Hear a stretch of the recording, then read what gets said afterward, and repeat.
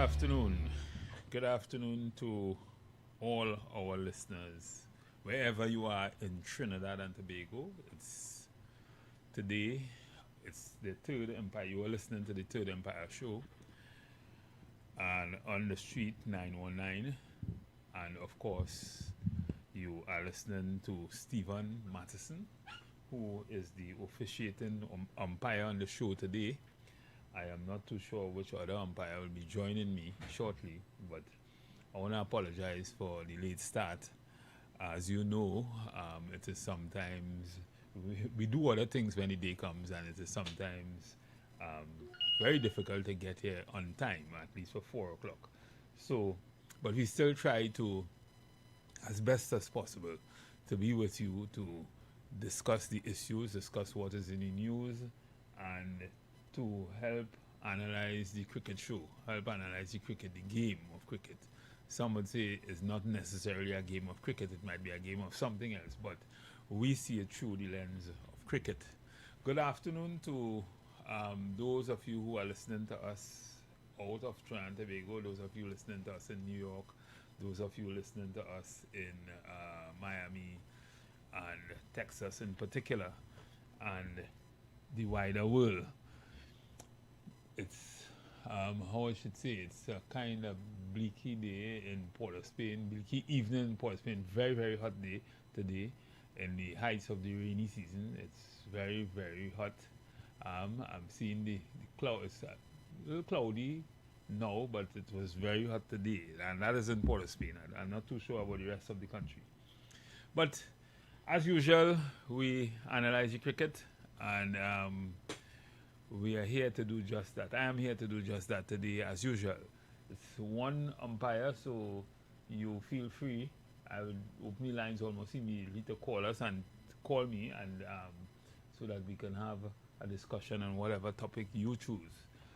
I, on the other hand, I would want to just piggyback a little bit on the discussions we had yesterday. It is still trending significantly in Trinidad and Tobago, and that is the issue of the Hadiths and their release, and also the issue of the older sibling, the older parent who was, that is Sabga, who Star Sabga, who was carded to be released yesterday, but on a late appeal now have her back behind bars, or remain behind bars, remain incarcerated.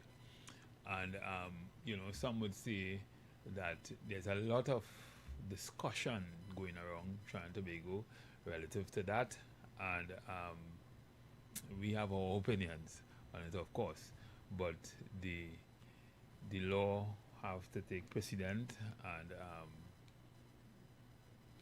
politicians are doing what they have to do. Sometimes, I say this, and I say this relative to all wars. Sometimes in a war, the hardest thing is not necessarily losing. It is sometimes getting out. And sometimes politicians do all kind of things. Sometimes they even double down on things you think that they will probably sometimes give up on. And I'm not necessarily referring to what is going on in Trinidad and Tobago, because I'm also paying particular attention to what is going on in Iran, and that war between Iran, Israel, and the United States, and how that is playing off in particular. And that war, that is something we have to look at.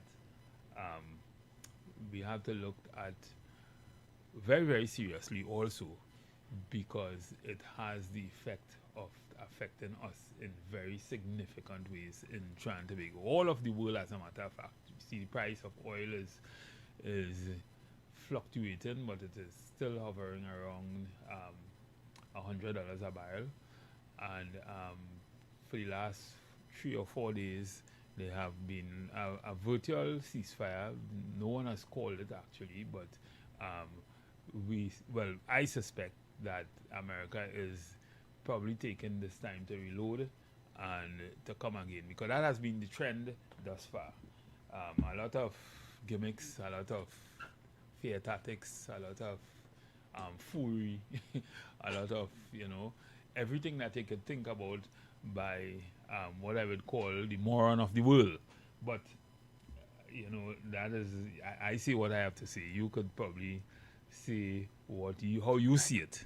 But what I see is, a big man playing with matches. And clearly, he doesn't understand what he's playing with. So,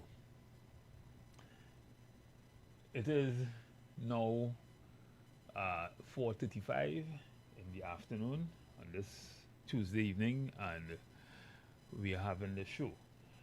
So, the first thing I would want to probably go, a little in depth into this evening, as usual, is the fact that the video that was leaked a couple of days ago, and that was the video with the voice of the Hadids in a conversation which actually gave rise to their arrest and incarceration for a plot to kill government officials. That video, the question has always been, and yesterday on the show we raised the question as to the seriousness of the implications of not just what is in the video or what was said in the voice note, but the release, the fact that it was exposed in such a cavalier kind of manner. And now we are seeing that the Commissioner of Police has ordered a probe into the audio leak. I am not too sure where that is going to go. It shouldn't be too hard to, if you establish a proper chain of custody in sensitive information like this, it shouldn't be too hard to see where that leak would have come from and how it would have been leaked. But this is Trinidad and Tobago, as my fellow umpire always say, Gilligan Island. And I am almost sure that no one will be held responsible for that, because I'm just talking from history and from the way things go in Trinidad and Tobago. So all of that to me might be another, what I would call a red herring. But we wait to see how that goes. The fact is, the information on that audio tape, in my opinion, speaks to a lot of things, right? One, it has some racial undertones on it, and one would say that is how Trinis talk behind closed doors to a large extent, on both sides, on all sides.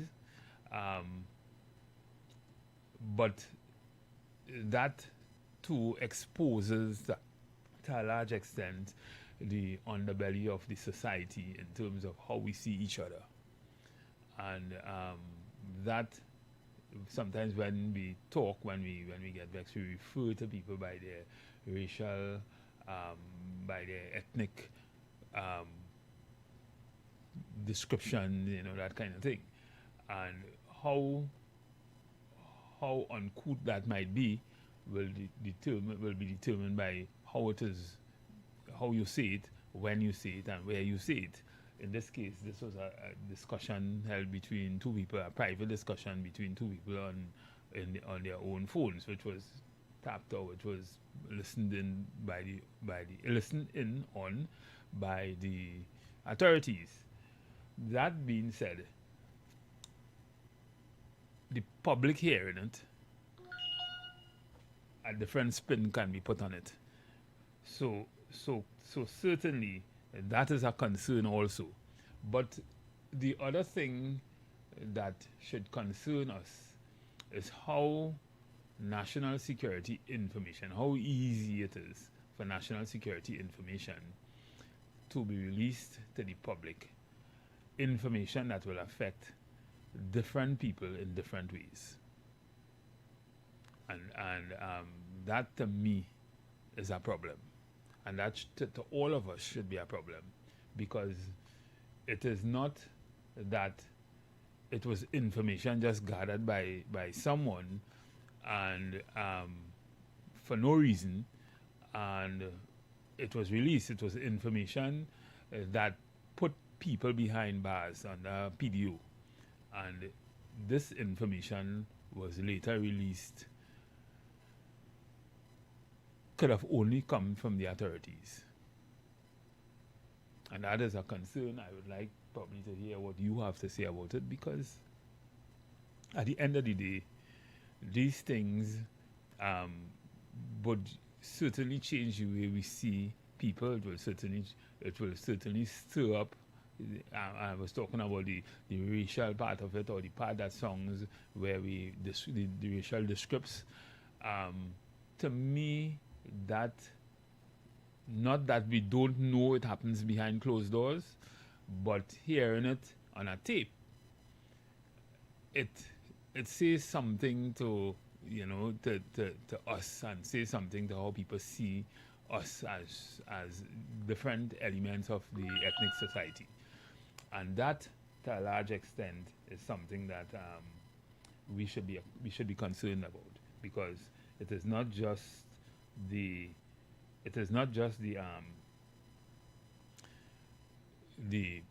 police or the national security personnel that are seeing and hearing this, but all of Trinidad and Tobago was now exposed to this particular audio tape, and we heard what was said.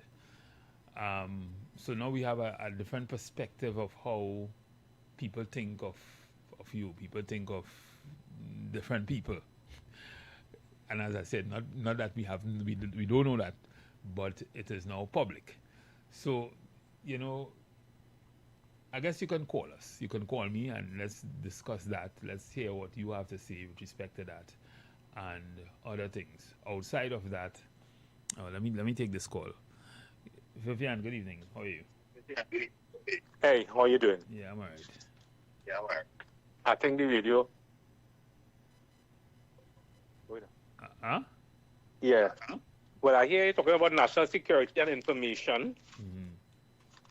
And, over the last couple of days, everything that has been revealed on social media and the news, this has been very disappointing.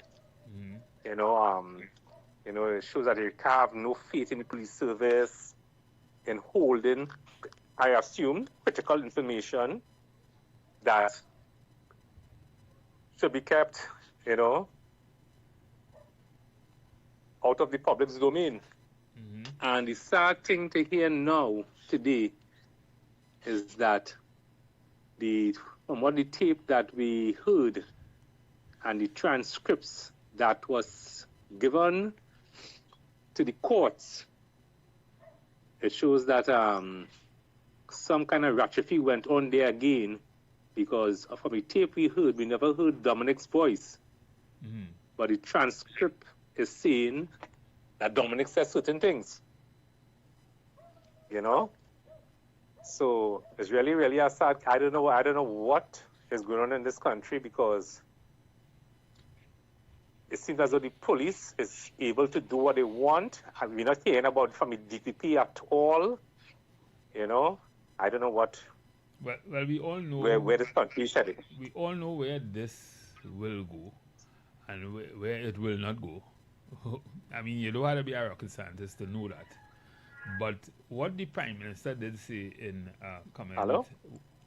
Are you hearing me? You hearing me? Hello? Vivian, are you hearing me? Yeah. Yeah. I'm saying we all know where this will go or Hello? where it will not go. Right? But we heard in another comment that the Prime Minister would have said that what has happened, the probe didn't only, it extends to also financial dealings and that kind of thing, and it is engaged by all the U.S. authorities, as a matter of fact, has been engaged on the issue of other financial dealings, and probably it had to do with US dollars and that kind of thing. And that to me is a new front. It's not a new front because we've heard it before, but it's a new front now opened on this whole issue. And so you're saying that we didn't hear Dominic on the tape.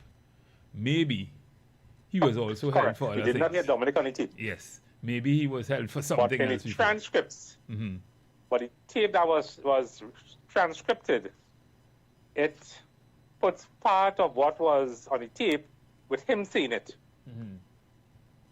You know, I think Rhoda Barrett spoke about it, and a couple other persons spoke about it and about that also. So that's our next, I don't know, that's our next, that has to be, it don't make sense. They did not expect the courts to find out what they did, because this is something similar now to, I want to say, like the Jack Warner case, where they implied that there was an agreement to extradite him when there wasn't any, you know, and now they come and they rewrite their version of the transcript, and they write it and send it in as though the man said something, but the man didn't say anything. From what this is our next justice for Joshua. This is a pious situation. We don't know if there was another tape. Well, we don't know that. We don't know if there was another tape, or the tape was severed, or in any way. We don't know if it was altered in any way. We can only comment on what we saw. But you are correct. There are a lot percolating in this whole thing, that the gentleman is at this time free, but a probe is still going on, I was told, and certainly if they are found to be wanting, you may have further arrests coming down the road. So I'm just saying that that's how things operate, that's how things goes, and as I was opening up earlier on in making the comments, sometimes the hardest thing is not losing the war, but it is sometimes getting out of it. Good evening, caller. Good afternoon, Mr. Matterson, and to your listeners. Yeah, good evening. Mr. Matterson, it appears like the state is making it up as they go along and hoping for evidence to magically show up. Because if you are adamant that based on the allegations people are facing that they must remain behind bars, I mean, you must have some sort of information or evidence that is sufficient that causes you to believe what you're believing. And I am saying, based on what we heard in the audio clip, if that is what has the government so concerned, then every 24 hours, if they tap in everybody's phone, every 24 hours, they will need more and more security. Because it's not just Star alone feeling to run on the field based on how the cricket is looking. It's a number of people on the pavilion want to run on the field when we watch and see how this cricket game going. It is ridiculous, the manner in which the state continues to operate. I don't know, as Vivian pointed out, we are yet to know what information or evidence they have on Dominic that he had to be accompanied with Star and Genevieve. So is it that if your wife engage in some conversation, you automatically have to be arrested also? Or not just arrested, okay, you arrest me, you question me, you realize I'm not part of the conversation, and you're still determined that you must hold me? And the Caribbean Airlines gone as far as to pull my product, as if my product do them something? Boy, we will have so much. I don't know when we will done pay these people and them, you know. Could you imagine? All because of could you imagine that you are one of the persons that have been bugged by the state? I'm just saying, what would they have heard? That well, you are In the last 6 Al- months. Almost every day I have been cursing them. Almost every single day I have been cursing all of them, from captain to cook. And not just the UNC, members of the PNM also. Because in my opinion or conclusion, it is appear to me like sometimes we're working together for the detriment of the country, based on what I continue to see. Because when all of them in power, Matteson, is so much allegations, and this one will get locked up, and this one will get locked up, that way I say better we make them police. And magically, out of nowhere, they take back the arm of investigating corruption and put it back in the Attorney General office. So he's himself investigated himself, and well, you know what we found? We found him innocent, not guilty of any charges. But it is ridiculous. What as I say, it's not now, it's every day somebody on the phone cussing out something about what the government doing. All of a sudden, all they're frightened, all they need security. But when it's time to balance and give them performance, all they're skinning out anyway, all over the place. Hey. I tell you, I don't know what it is, but boy, the madhouse going mobile or something, Matteson. So it's all over the place. You're just seeing madness going on. I thought it was just in one spot, but it looked like, boy, it's contagious, because it is ridiculous. Ridiculous. And the thing is that this, Matteson, watch how troubling this is for me, eh? Out of all the PDOs issued, the one with the most gravest allegations, the individuals are outside. The individuals are outside, and everybody else is collecting dust. Is the tribunal going to review everybody else's case in a speedy way, in a quick manner? And by the way, you see Faris and them, but we love you, so, and take good care of you. Boy. Anyhow, Matteson, enjoy your study there. Thank you, Kola. So, this is another day in Trinidad and Tobago, and clearly, we have a lot to account for. We have a lot to account for. I'm seeing that, as I was saying before the last two callers, a probe, the COP is probing the release of that video or that audio tape, and I would really like to hear where that go, because I don't know if somehow, I don't know if it's a game being played. I don't know if it was released deliberately, and you heard what Vivian said. You heard that listening to the tape, I myself, when I listened to the tape over the weekend, I really didn't hear the voice of Dominic. So I'm guessing that he must have been held for something else. I'm seeing on the newspapers today that the Prime Minister is saying that there's a deeper probe by the U.S. intelligence, and it has to do with financial dealings and a number of other things. That answers the question as to why Dominic was held.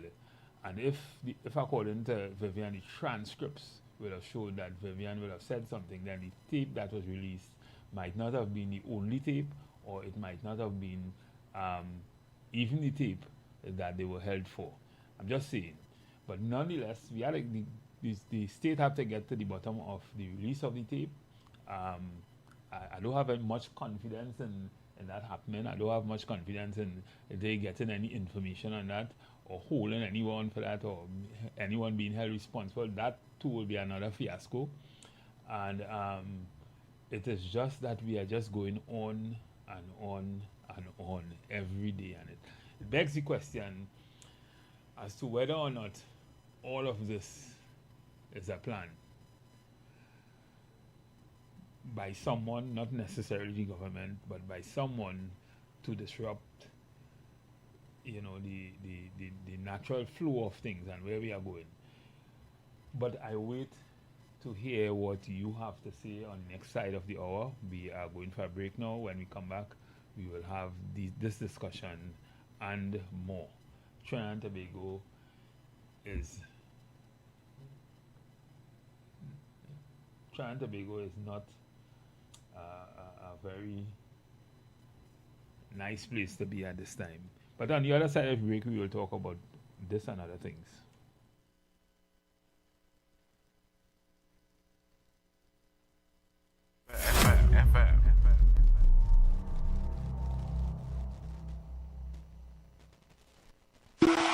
When every hand start waving, it's KFC a craving. Extra crispy or spicy, it blazing. So when it comes to flavor, you know we can't lose. It's popcorn chicken in 3 kinds of sauce. So you dip on, you dip on, you dip on, you dip. KFC popcorn chicken, make you dance while you dip. Yes, you dip on, you dip on, you dip on, you dip. Somebody bring the KFC quick, I'm telling you. Get your hands on KFC's extra crispy or spicy popcorn chicken, starting at just $35. Or grab the winning combination, 3 pieces of chicken and 4 tenders for $79.95. KFC, it's finger licking good.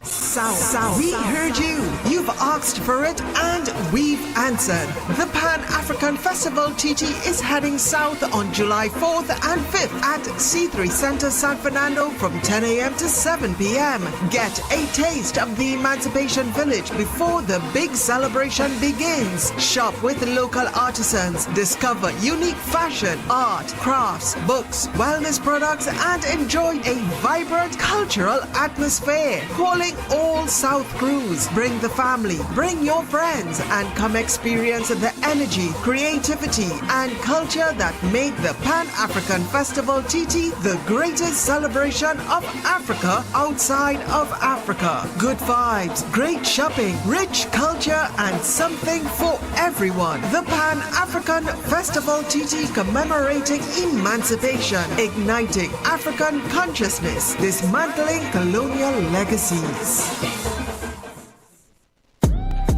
TechFlex TT Limited, the #1 computer store in Trinidad and Tobago, has all your tech needs. We have the latest computers, powerful MacBooks, and affordable Chromebooks for school and work, providing new and refurbished options to suit everyone's budget. Also, we carry a variety of printer options and ink solutions for your home and office needs. Need repairs done? Our experienced technicians can solve your tech problems. Visit us now at any of our 2 locations, Wilson Road, Scarborough, next to Royal Castle, or Penco Street, Montrose, Chagonas. Call 235-4919 for more info. TechFlex TT Limited. Affordable tech. Exceptional service.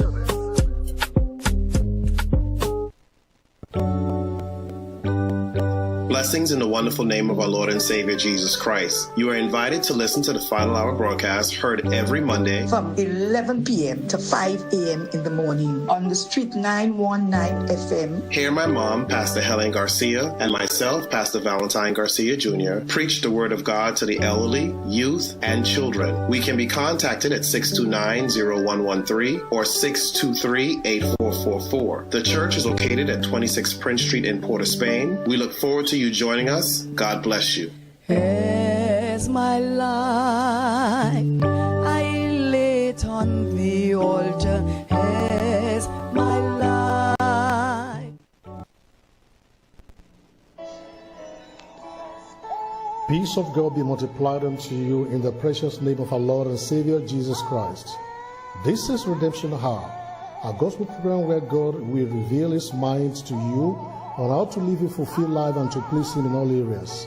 Join Pastor Femi Afolabi, the National Overseer of Deeper Christian Life Ministry, Trinidad and Tobago, and other seasoned ministers for a time of divine encounter as they minister and pray for you every Saturday by 9 o'clock in the morning of this station, Street FM 91.9. Our church is Deeper Life Bible Church, #1 Cochrane Street, opposite Tunapuna Police Station, Tunapuna. The times of our services are as follows: Sunday worship service, 9 a.m., Monday Bible study, 6 p.m., Thursday revival hour, 6 p.m. The redemption hour is a life-changing moment you cannot afford to miss. For special prayer or counseling, contact Pastor Femi Afolabi on 778-99 33. God bless you as you listen to this program. Jesus is Lord.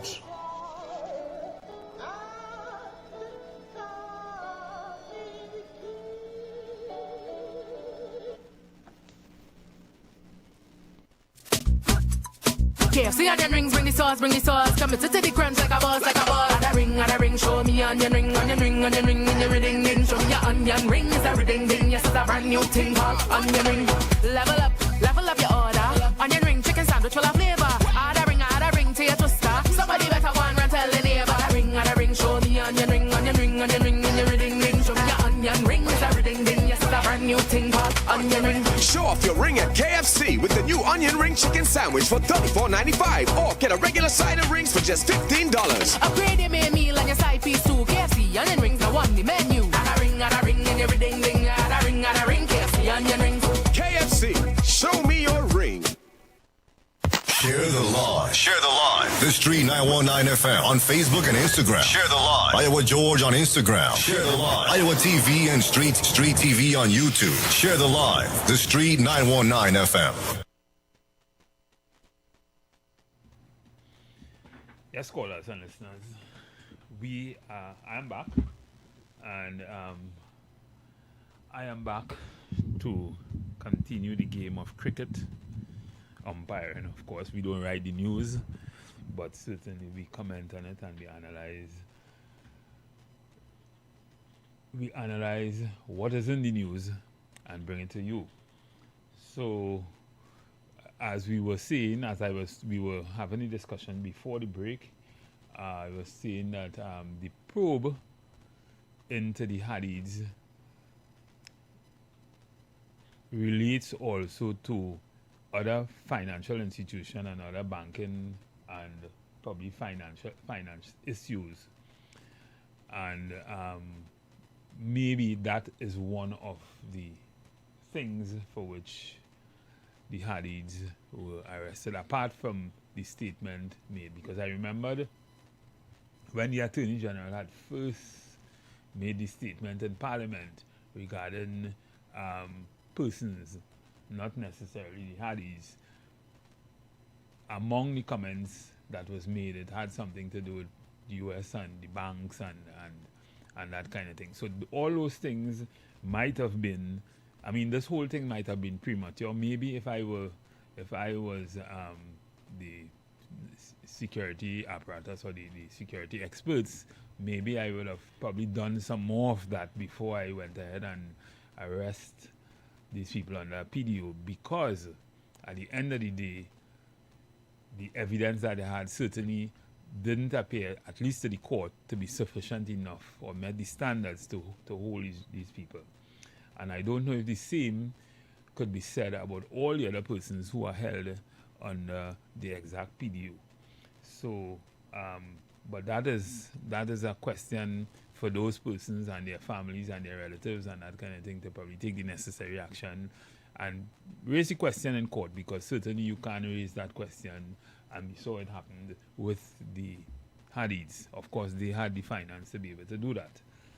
Nevertheless,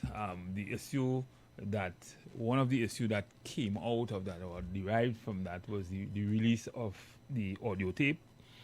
And of course, that audio tape, listening to it, it did have some things on it which might have startled some people. I mean, I didn't know the extent to which, or the way these people feel about other people or other ethnic sectors in the society. But clearly, you would have heard certain things being said in the tape which startled some people. It didn't startle me. I know that's how, as Trinis, sometimes we talk behind closed doors. I've heard it before, and it is sad that sometimes we use those kind of descriptors to talk about people. But you are being spoken about that way, and sometimes you speak about people that way sometimes. So that shouldn't be, that's a Trini thing. The bigger question to me is the release of the video, how it was released. If this was such an important piece of evidence, how did it reach out in the public domain? And as I said before, on the first half of the show, personally, I don't have any confidence that we will get to the bottom of it anyway, right? If only because they may feel they don't need to. But and it will also question the integrity of the information, how they got it, and a number of other things for which we know all too well in Trinidad and Tobago kept as kind of hairy-fairy kind of issues. But these things are very serious to some people, and it somehow interferes with the moral fabric of the society. It rattles your thought, it rattles the way you think about people and how things happen sometimes. So, but that being said, that's an issue that we have to deal with. The authorities will have to deal with, and I wait to hear or see what happens in the future. I'm seeing that the gentleman that the gentleman on the jet ski in Tobago, he was rearrested and he was charged with manslaughter, and that would have come on the heels of the pre-action protocol that was issued to the Tobago House of Assembly just over a week ago relative to the death of the little girl in Tobago and the family. And that too, to me, raises some questions, because how did it, why did it take so long? This incident would have happened probably well over about 4 months or so ago. This gentleman is now, he was released, and now he's rearrested and charged. And I'm thinking maybe this would have happened because of the heat that was placed on the Tobago House of Assembly relative to the risk that they now face with respect to the pre-action protocol. But one have little or nothing to do with the other. I think this gentleman should have been arrested a long time ago, and he was arrested first, but I think he should have been charged a long time ago. I don't know. Things take inordinately long in Trinidad and Tobago, but certainly this is another question. This is another thing that I am asking myself, if it is one is influenced by the other. That is not how justice is supposed to work in Trinidad and Tobago, but certainly we see things every day. We see things that we have to question, and this is the place we do that. So certainly you can call the program on 342-0081 or 466-5391. This evening I really wanted to talk about the state of the economy, where we are going, if we are seeing any end to the kind of situation people are in right now. Every day I say that, when you hear people, when you converse with people, even myself, when I see what's happening with how people live, people's ability to do basic things. School is going to open just now. Very soon school will be open, and things are certainly getting harder. It's getting more expensive. When you walk through Port of Spain, Sunday I had the opportunity to drive through Port of Spain. Certain parts of the city that is usually very, very vibrant was like a ghost town. And that tells you something. There's been a serious decline in economic activities in Trinidad and Tobago. And that have to do with one thing. If you understand that if people are not working, then all the other parts of the economies will suffer, both the formal and the informal, because the people who you would have less people buying, less people spending. If the lowest sectors, the man on the street, the smallest man, does not have money or do not have money to spend to do basic things, then everybody will suffer because the money will not be going anywhere. You will not, the business people will have no reason to keep their shops and their businesses open because clearly you don't have any customers coming to buy. And then you also run the risk of persons coming to take from you. And that is the state at which we are right now. So while we may have law enforcement doing what they think they need to do and to arrest the situation in one area, you would have a different kind of problems in another area. And certainly this thing is bottling up, and I don't know where it will go, what is the potential. But yesterday we celebrated and I don't want to create a nexus with that, but yesterday we celebrated the 36th anniversary of the coup. It wasn't a celebration so much, but it was kind of like remembering what would have happened in 1990. And we had a good show yesterday where we spoke about what would have happened in 1990 and some of the things that would have given rise to the attempted coup. And clearly, coming out of that, we knew, well, we heard what some of the actors, the police officers and that kind of thing, who was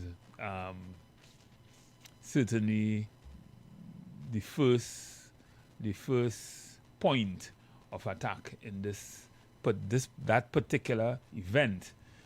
But we didn't hear much about what would have given rise to that. We didn't hear much pointed analysis as to what would have given rise to that particular debacle or attempted coup, I should say. Because when you think that you reach the point where you have to try to overthrow the government to do certain things, that is a very, very, very radical move. That is a very serious thing. And sometimes you probably feel that it's the end of the road for you and you have no other choice. Nobody expects to live, albeit most of the insurgents, they lived, and a lot of them are around and alive today and can tell the story. But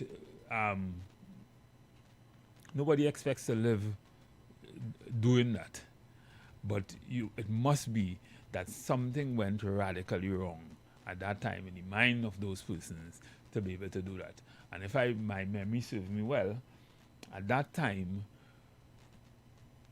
the society was kind of like experiencing or had the same kind of, you will hear any same kind of sentiments being expressed today at that time. And I'm not in any way saying that that would have given rise to what happened.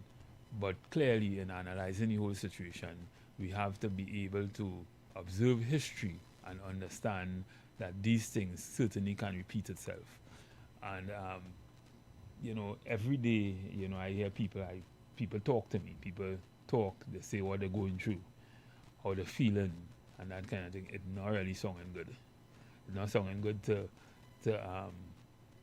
for me, and it's certainly not sounding good for Trinidad and Tobago.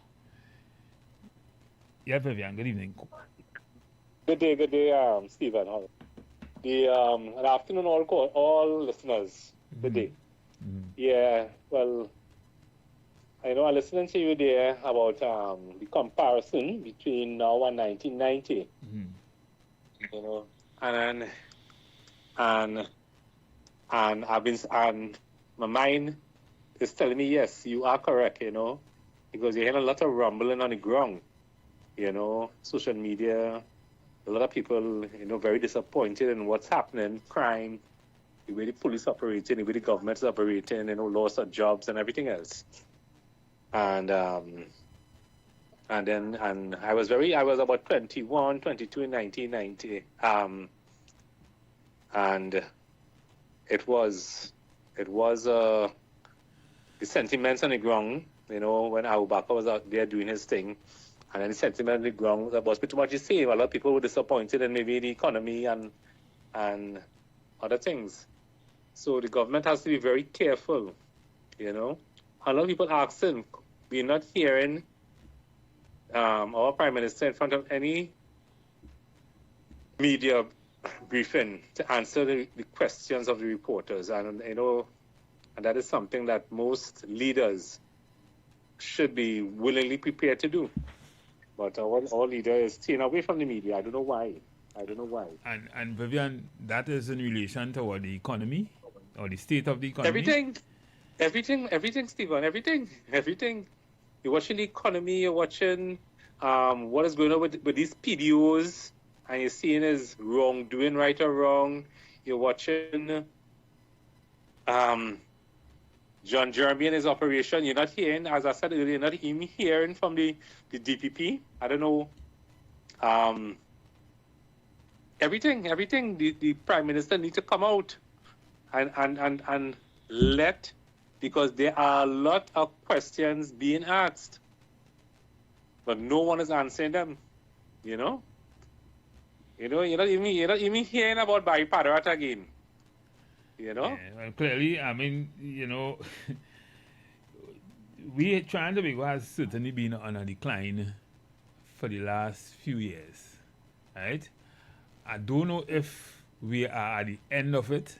I don't know if we are in the middle. I don't know where we are exactly. And there are a lot of promises about 2027. But if we look at what's happening outside of Trinidad and Tobago, certainly, even where we might have been looking for certain kind of foreign direct investment, they may not have what it takes to do that. I don't think we could count on America in any significant way. When we look at America really is living on borrowed money and borrowed time. America, if you look at America's debt to GDP ratio, you'll see it's 122%, as opposed to Trinidad and Tobago, probably hovering around 74.7%, somewhere around there, right? And then if you look at places like Russia and the amount of sanctions they would have put on Russia coming out of even before the Ukraine incident, special operation in Ukraine, Russia GDP, I think the World Bank and the World Bank and the IMF had said with the sanctions put on Russia, they were expecting Russian economy to sink by about 8%, to shrink by 8% in GDP. And in fact, it only Russia economy only sank by 2%. And in fact, they were recorded to be doing even better under sanctions.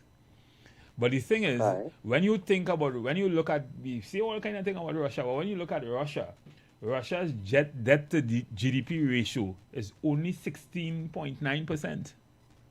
Yeah. As opposed to America, who is 122%. So that says something, right? But you wouldn't hear that in the mainstream news. You wouldn't hear these things. But all these things are lessons for us. Yeah. Where we kind of aiming and focusing might very well be the wrong place. It's all Trump did to us just a few days ago, right? Trump America is in my opinion, they're hanging on. They're just like hanging on. Yes, correct. Grasping at straws. And America is the land of the wasteful, because 250 million people will eat more food than the 1.5 billion people in China. Yeah. So you just hanging on that kind of straws. You living on borrowed time, on borrowed money, and that kind of thing. And clearly, I mean, the world is not seeing that. And places like Saudi Arabia and these places that was banking on the support of America, they saw what happened to Saudi Arabia just over the weekend. What Iran what the Houthis would have done to Saudi Arabia's Aramco, biggest oil refinery in the world. Okay. Right. Obliterated. So all of that will put additional pressures on economies across the world. It might have some benefits for Trinidad and Tobago. But I don't know for how long, and I don't know if we are able to capitalize on it as a matter of fact. We do have a refinery, and we're just producing a couple thousand barrels of oil per day, and that isn't significant to do anything. And it is simply because we've banked on a failed economic structure over the years, and we haven't strengthened our agriculture sector in any significant way. We haven't strengthened other productive sectors in Trinidad and Tobago, or human resource in Trinidad and Tobago is at its all-time low. Productivity is bad. We're now trying to get wine out of stone from people when really and truly we should have been doing something. And this is the question of the data center, in my opinion. I think, personally, I know I will have a lot of people saying that's craziness, but I think that is a good idea. I think that's the way to go. And I'm seeing America, there was a bill in the Congress a few days ago that is probably trying to put a halt on that in America because of the revolution of AI. But in Trinidad and Tobago, we have none. And we are operating like blind Batimas right through with respect to data. We just doing things by VAPs without any real thinking. I have a serious issue because when the data centers came up, I don't know anything about data centers. You hear any pros and the cons to it. Mm-hmm. The energy consumption, I think. Well, the energy consumption and so forth, and then about the noise and that kind of thing. But when I see the U.S. government, somebody from the embassy jump in and say, yes, it's a good thing, I have a fear one time. I have a fear one time because it's not something that is normally done. So when you just see, I'll call him a 1%, the white boy, come and say, hey, that's a good thing. I have a fear one time because we're talking about Trinidad and Tobago business. And you jump in to say, yes, it's a good thing. Let the government put the proposal together, the laws, whatever laws, everything in place. And then when all the information is there, you decide yes or no. Well, they've signed that. To stop and say yes or no now, I have no say in that. Well, first they even comment on it, you have to understand what a data center will do. Right? So, a lot of people in Trinidad and Tobago are neither here nor there. Some people just rolling really tired. They say they hear people say it will consume a lot of water, for which we don't have. It will consume. I mean, we are surrounded by water in Trinidad and Tobago. That thing's called desalination plants. I think 1/3 of the electricity we produce we don't use. Right? We don't really have an electricity problem per se in Trinidad and Tobago. But all of that, if we are looking at energy consumption and we would weigh that against the benefits of a data center. Now I would agree with anyone who say, why put all that energy and that water into something like a data center when the ordinary man in the street can't get water 5 days or 2 days a week? I would agree with them. But that have little or nothing to do with that. That have a lot to do with how we manage our resources, because we have water. One of the ministers who's in government now, he used to be on a program with me, and he was one of the person who always used to talk about catch and store for a rainy day and all these underground catchment centers and that kind of thing. He spoke a lot about that. Now we have WASA, we're spending billions of dollars every year on water, and we have all this water in Trinidad and Tobago. Anywhere you go, you've seen burst line, you've seen all kind of things. We're surrounded by water. We have a desalination plant. I mean, we shouldn't be talking about not having water in Trinidad and Tobago. So that, in my opinion, shouldn't be an issue. It still isn't an issue for me. If we're talking about a data center that could certainly provide the kind of information and assistance with the speed at which we get things done in terms of information, the speed at which we get things done in terms of productivity and everything for Trinidad and Tobago. Okay. That's just my opinion. I certainly would like to hear what people who know more about it would have to say. Yeah, again, they have to let proper thing research being done, put out there. I don't know how they're going to do it, but let the country decide on yes or no. If it's a member of parliament, if it's whoever, but let the information be put out there so that people are not in the dark. People who want to know, they will not be in the dark. You know, because once you have an issues in a country, major issues. So I think one of the major issues right now is data center. One of the major issues is the PDOs, the Hadids, you know, but what's Joshua more... and Kaya. When you have major issues in a country, Madison, you can keep quiet. You can let the smaller man, the ministers, talk. But when you have major issues in a country, the prime minister needs to be the woman that she's supposed to be and come out and face the questions. But you need to do it. The issues you seen as major issues, to me, that's not major issues. Isn't it? What is a major issue for Trinidad and Tobago now is people being able to survive. Because if people can't survive, if you've seen what's going on, you heard what I said about Port of Spain and how... Yeah, I agree with you on that too. I agree with you on that. But crime has a lot to do with that, Madison. Well, it's a cyclical thing. The thing is... Listen. I contemplating to do a little business. And then I saying, but you know, if I do that business and people know I have that on me every day, I could get robbed. So I know, so I put out my mind one time. Right. So that's something people you can't even do. You understand what I'm saying? So yes, so oh God, we live in the community. We know that living is hard. You can't tell me about, I know what I'm going through. If things hit this part of the world yet, as a result of what's happening in the Middle East and Russia and Ukraine, and we are doing worse off than the other Caribbean islands not in terms of inflation, because they pay a lot of money for it, but they could most of the time could afford most of the people working and you know that kind of thing. In Trinidad and Tobago, we have enjoyed a different kind of living for a number of years. As a matter of fact, our standard of living is still lower than most of the other Caribbean islands in terms of being able to afford food and that kind of thing. But we are experiencing the kind of crime, and we know that crime is a direct derivative of a man's ability to take care of himself and the economy and that kind of thing.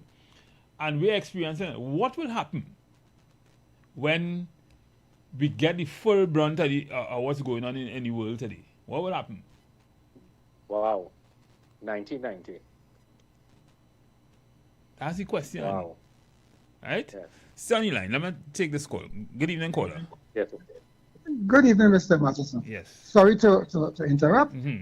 Yeah, no problem. You all right. It's just that I want to leave home in a while. I heard you spoke about the economy. And, well, things are bad. We know that. But it's been so for quite some time. And we were told that up to 2027, if we don't get things going, cucuruos. Every previous minister of government, from the prime minister, the two prime ministers, they said that the economy is in a bad state. One of the prime ministers said, I heard him in some statement about 2 days ago, said that this government, after the budget, would have to go to the IMF. He predicted that. So the fact that things are hard, that is no surprise. The thing about it is that the government has to do what it has to do to cushion the economic hardship on the people that are on the poor ones. They have to do that. But I'm saying that it is no secret that the economy is in crisis. So all this alarm about this and trying to rile up people about this and that, and you know, yes, we know it's hard and people are suffering. But at the same time, I read an article Sunday by Mariano Brown, I think one of your colleagues, and it's very instructive.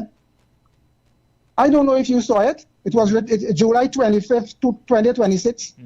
That's just Sunday gone there. Yeah. And I read, look at the caption is towards a new energy sector model. The internet is not working too right. And I look at the fourth paragraph, and I can't read everything for you on the whole article, by just pulling out excerpts. And he said the key point to note is that there are approximately 8 upstream development slated to bring first gas on stream between 2026, that is this year, the last quarter in this year, and 2028, driven by major energy operators like BP, Shell, and EOG Resources. These projects aim to counteract historical production decline and restore full supply to the country's LNG and downstream industries. He went on in the succeeding paragraph to give more details with respect to the oil companies that are likely, and what like Lorraine and all these. I agree with your caller, but listen, did you read Mariana Brown? If I did, I read it. Did you read Mariana Brown article? Or I think it was was it an article or a video he did over the weekend, where he spoke about the diversification and the fact and the fact that all these ideas, all these things that we have on the ground, all these oil things, these things don't have the history of lasting forever. We need to diversify our economy. Yes, but what I'm saying, you're going to get medium-term relief. You'll have short-term relief. So the question is, things you're going to have a turnaround, how small it is, but he said that you need to go on to diversify. That's why he's saying, in the caption, he said, towards a new energy sector model. That is the caption. But are you seeing any moves right now that tells us that we are on the path of any serious diversification? No, listen to me. What I'm saying here is this.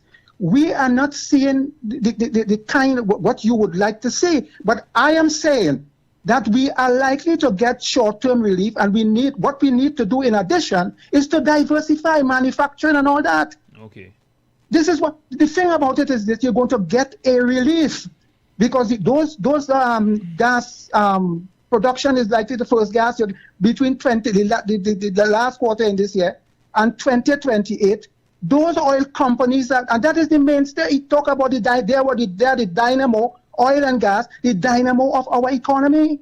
Okay. So I'm saying that whilst you're going to be producing oil, because that is what we survive on. But he's saying we need to get away from that. What Lloyd Best would call a monocrop economy, right? And you need to diversify. But what is going to happen? Yes, you can't rely on gas, because we know that it is a non-renewable, and the fact remains is that it is depleted. So caller, how would you? I mean, I was talking about diversification when we talk about the things like the data center and all that kind of thing. All these things, sometimes you're real broken, and you're looking for you have these pangs of anxiety and looking at things that you do before, and it was successful and it worked, but it failed, it finished, and you're wanting to go back into that without probably thinking about putting down certain things, other things in place. And that's where the diversification come from. The diversification idea came from. Other things in place that would work in tandem with that new find or those new high revenue generating projects. But do you see the value in a data center? The value in a data center? Yes. The fact remains is that is where the world is going. That is where I listen to Sky television almost every night while I do my work. Right? And they talk about Britain. Britain has, and people, in glowing terms, the people accept it, they embrace it because they understand what the potential in having those things for the economy and for development and where the world is going. So what do you say to the people who are strongly against, that kind of rendezvous with a data center in Trinidad and Tobago? Well, let me tell you this. The same people talking that nonsense is the same people when this government, when the Prime Minister had introduced laptop, they couldn't see the future, and somebody tell them that you stop it and say, well, look, they go watch porn, and they went for that, and for 10 years, the people suffer. We were backward, we thrown backward. So it's the same mentality, the same mindset, the same attitude. They don't have a sense of the future. Let me tell you something. We in the backwaters in the Caribbean, and if not in the world, Barbados and all these countries are going forward. Whereas we were condemning and rejecting laptop, the technology, Barbados and those other Jamaica, all those countries, Guyana, were giving their children, issuing their children with laptop. So some people don't have the sense of the future. All they're about is backwardness. They think backward, they don't think forward. They're not forward thinking. And what the leaders tell them, that is what they go with. They don't think for themselves. They're not independent thinkers, they're not critical thinkers. They don't have a sense of the world. I agree with you, 100%. So you need to educate them. And instead of trying to educate the people, they're trying to bamboozle the people with nonsense. That is where we are today. So whilst things are hard in this country, I am saying that there seems to be a light at the end of the top tunnel, and people need to be patient. And the fact remains, I want to see what the government will put forward in the budget, that budget in the next 2 months or so, right? And I think that based on whatever revenue they may have received or accrued through this war, the benefits, oil prices and whatnot, that the people going to benefit, that would go towards easing the pressures on the people at the lower level, the lower stratum of the society. Well, a budget was done last year, and so many would say that I don't know if we met our revenue expectation this year, but a lot was said last year. Yes. But you see, and what happened? It didn't materialize. Well, I mean, the government did some good things, a lot of good things in legislation and that kind of thing. But in terms of moving productivity, people working, reduction in crime, all these things are things that these are the things that people will judge you by. These are the things that people feel every day. But you see what is happening, Mr. Matteson. Usually, when governments take over, when you take over government sometimes, when Motley took over Barbados, she didn't have no national security issue. She didn't have crime to deal with. She didn't have productivity to deal with. She didn't have a public service to deal with that is not functioning. So there's no question there. But when you take over a country where you have economic problem, you have a national security problem with respect to policing and crime and gangs and all that. You have a problem with education, children in school and all. You have a whole concatenation of problems with social problems and all that. Poverty, all that to deal with. You can't do that in 14 months. Yeah. It's impossible. That's true. But a critic of what you're saying will say that they live in the same place. They should have known that too. But even though they know it, whether they know that, the fact is to deal with it, and I'm saying that they cannot deal with all those issues all at once, and you can't deal with those issues in 14 months or 12 months. You listen, as I told you the last time, it's easy for you to break down. You take 10 years and you break down, and you told me the last time I didn't get the opportunity to respond to you with Petrotrin. And you told me that something about people, they advanced that kind of thing about people. I remember this guy who died can say that he set up propaganda and misinformation. Was his name something Khan? He was in charge of energy, right? And he was saying Franklin Khan, right? And he was saying that a maid getting some $800 a day and all kind of nonsense, right? And they buy that, and they went, and the fact remains is this is that, and you had those people like Maguire report, you have all of them. They denied it. The fact. Well, I know about Maguire. I ain't talking about Maguire. I ain't getting into that. But I'm saying that the people, some of the reports that came in, none of them recommended the closure of Petrotrin. None. I agree with you. And then we talk about what they were saying is that you use what you call turnaround management. Turnaround management.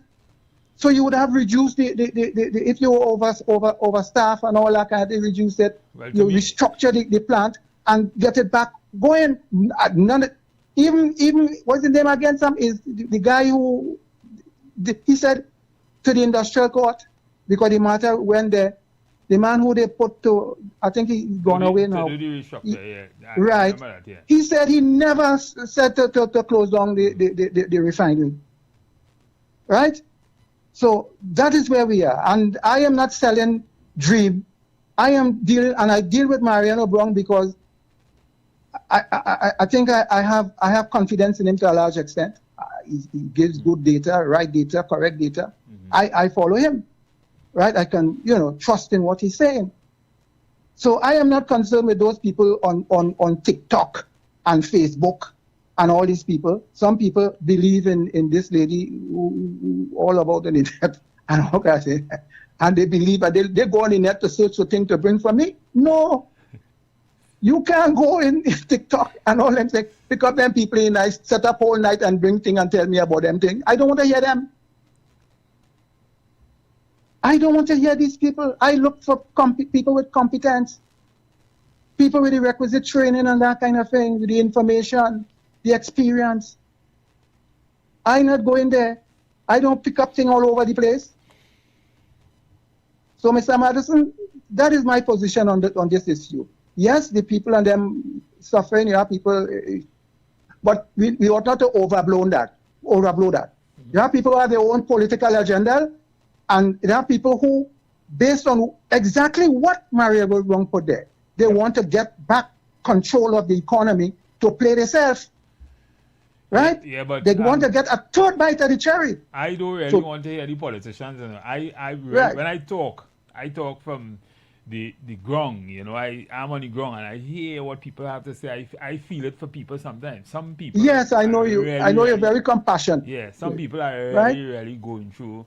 And we know the game. We know how it works. I always tell people the game rigging. I mean, you had to find a way to get out of this. Right, but you have those people who all over the place trying to whip up support, create a basa in order for them to get back in ascendancy. I would not help them with that.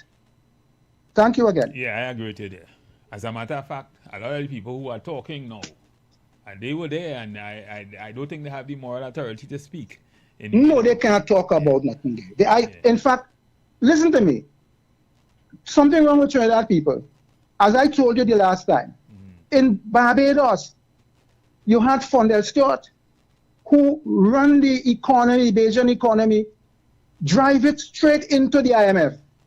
Mia Motley came back there and she rebuilt the economy, and she has had success in terms of growth in the economy, right? And the economy it has grown significantly. You had 3 elections, 3 successive elections. The Bajan people don't want to see the Dems. They don't want to see them. They're out of office. They put them through that in Trinidad here. The disaster that those people create in this country, and people still running to embrace them people. These people need to take a rest. You had 10 years and you look the disaster you create. Give your next 5 years to do what? To send people mad? No, my friend. All you take a rest. Thank you. Okay, caller, thanks. So you are on the street 919 and you are listening to the Third Empire. We are talking, on this segment, we are talking about the economy.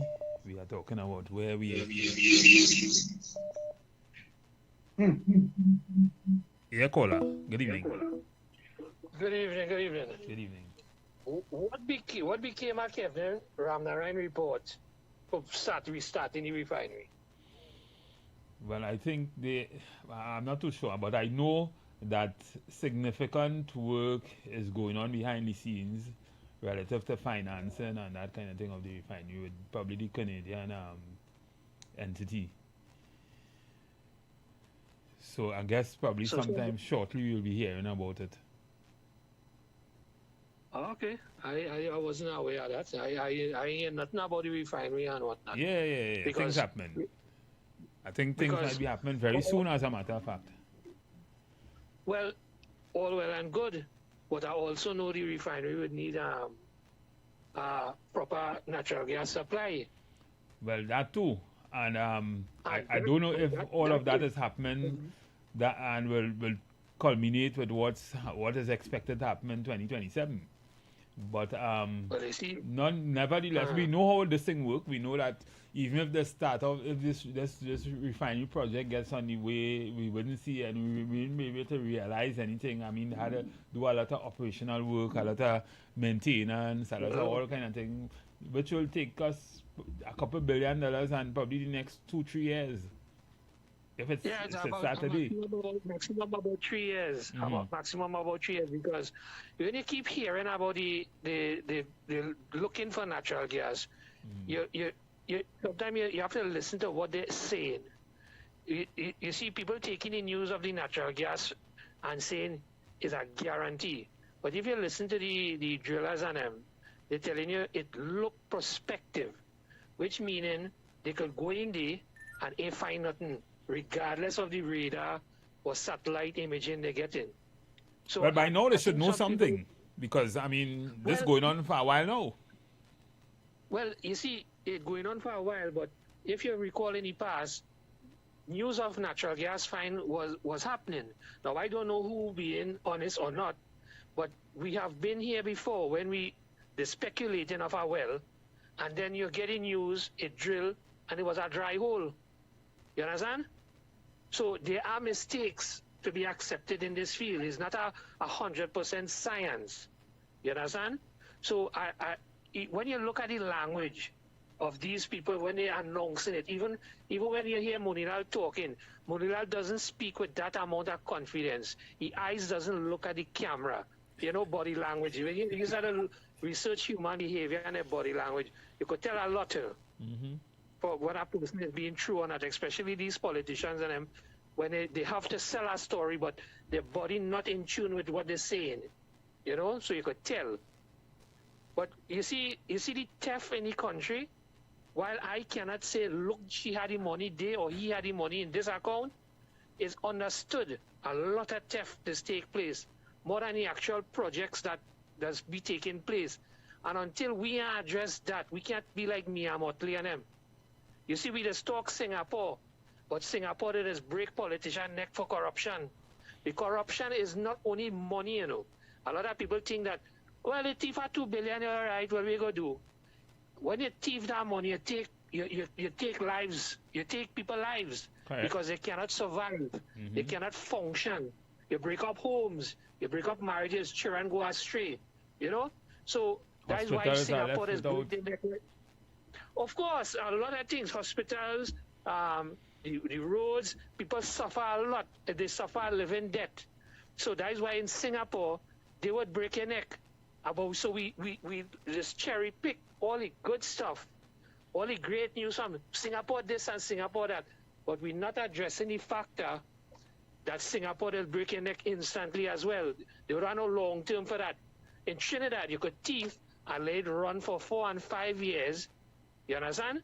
until that die off and our next party take over, like what going to happen with this Hadid matter. And so let's say the PNM come over in the next 5 years because it's looking like UNC handing them the victory.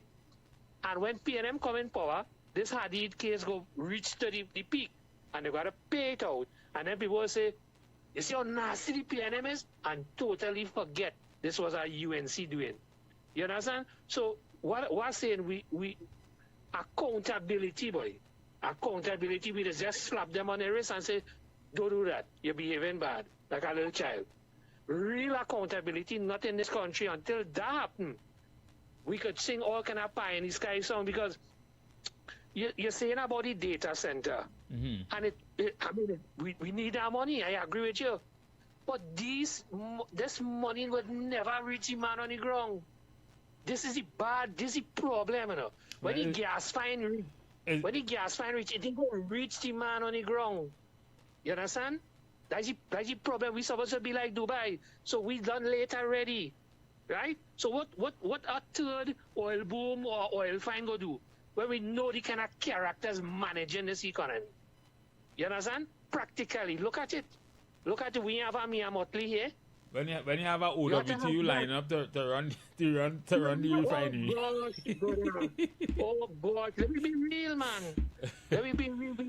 We have in this country, we are custom with the arsonists coming around to play fireman after. And we love that. We love that. And this is you're aware of the guy who I think is Sunday recently.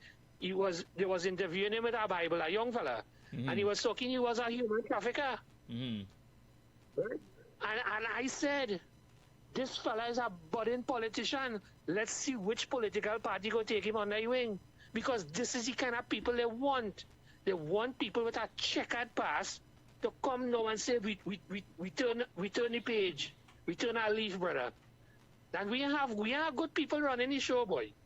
I'm sorry to be so pessimistic, but it's a reality as well. We can't just talk about gas fine and we go be good here, and if we bring data center, or we go have it nice. We have too much at thief for that, boy. Too much at thief. They're thieving and joking, man. They're thieving and joking. When you check all of them set up nice outside there, you know. Both government and opposition, whether they want to call it UNC or PNM. Every man jack set up properly. So when this place go kaboom, them on a jet.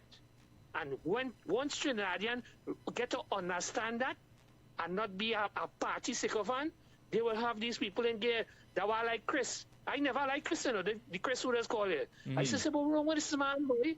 What wrong with this man? And I'm man enough to say, I could apologize to Chris in my thoughts and say, this fella is a brilliant fella. Yeah. I never see him because I wasn't agreeing with what he's saying. I thinking he's a fool. And I apologize so that he don't know me, I don't know him personally. But I listen. And I said, nah, man, this fella can't be so all the time. He had to have a point of opinion. He had to have a reason he's saying that. And you see, he had to learn, relearn, and relearn again. And once a man cannot do that, he would never go down. He could just say, he party could do this, and all the party do that, and that's the end of the whole show. Correct. That's how we see things in Trinidad and Tobago. For whatever reason, we see things in colors now. And you see, that's what's going on. That is in so a two-party sad. system, that is it. Yeah, that is so sad. Look at our MP office. They're accusing him, or they're alleging that he interfered with a little boy. And you would see the UNC people saying, so what about, and PNM, they do that? So they ignoring the fact that a little boy was buggered. They don't care. And you get that from the PNM and the UNC. Once my party doing it, it's good. And that's the wrong way we're going down the road. We will end up how we ending up. All right, Matterson, I will listen to you off here, right? Yeah. I'll listen to you off here. Yeah. So it's always nice to have to hear the opinion of the street. I see Chris calling, but Chris, you just have about a minute, but you could call me back on the next. You could call back. Go ahead. You could talk for 2 minutes, and maybe you could call back on the. Well, I'm really glad that my contribution could reach some people, because what's going on, Matterson, plenty people hard drive full, you know. And in order for them to learn anything new, they have to delete something. And for some people who believe they know everything, it's difficult for them to So some people, to make space. what is happening is that a lot of people have gotten the opportunity to see both sides, and both sides for a period of time, and understand their limitations. Nice. And you know, Madison, the thing is, as long as we as a nation don't wake up and understand the shortcomings of these two parties, don't wipe out the shortcomings of each other. So, but Chris, call me back on the other side of the hour, because we're going to pay some bills, right? Yeah. So, ladies and gentlemen, we go to pay some bills. When we come back, You've got bills to pay, and so do we. Let's go pay some bills on the street 919 FM.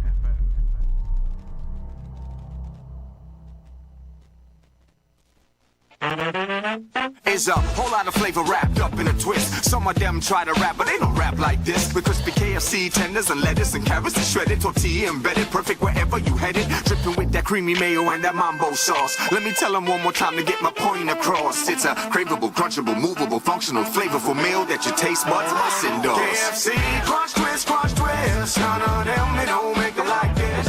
Introducing KFC's Crunch Twist, a flavorful wrap with a delicious difference for just $29.95. KFC, it's finger-licking good.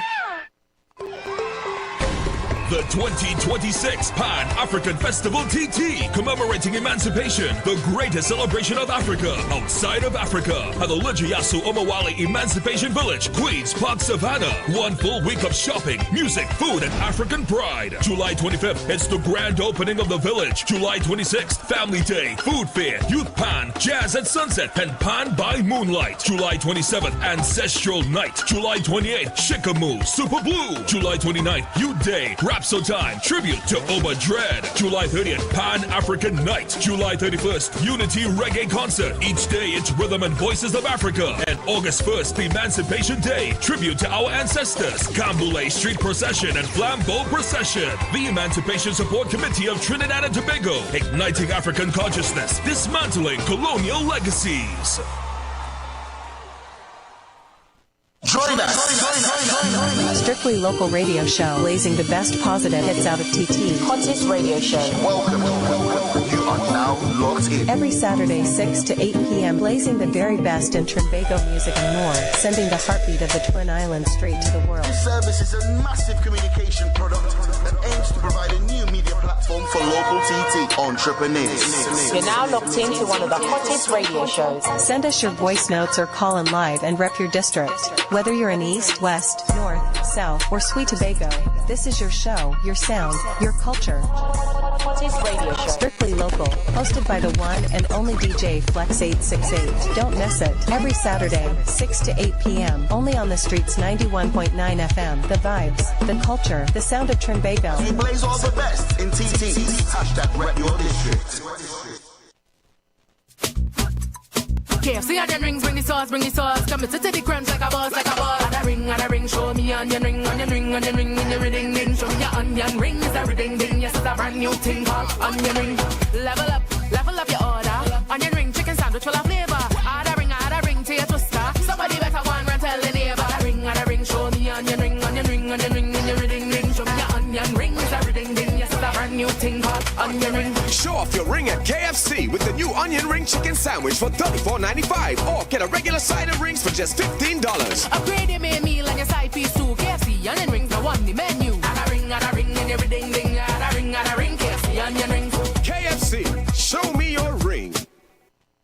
Share the live. Share the live. The Street 919 FM on Facebook and Instagram. Share the live. Iowa George on Instagram. Share the live. Iowa TV and Street TV on YouTube. Share the live. The Street 919 FM.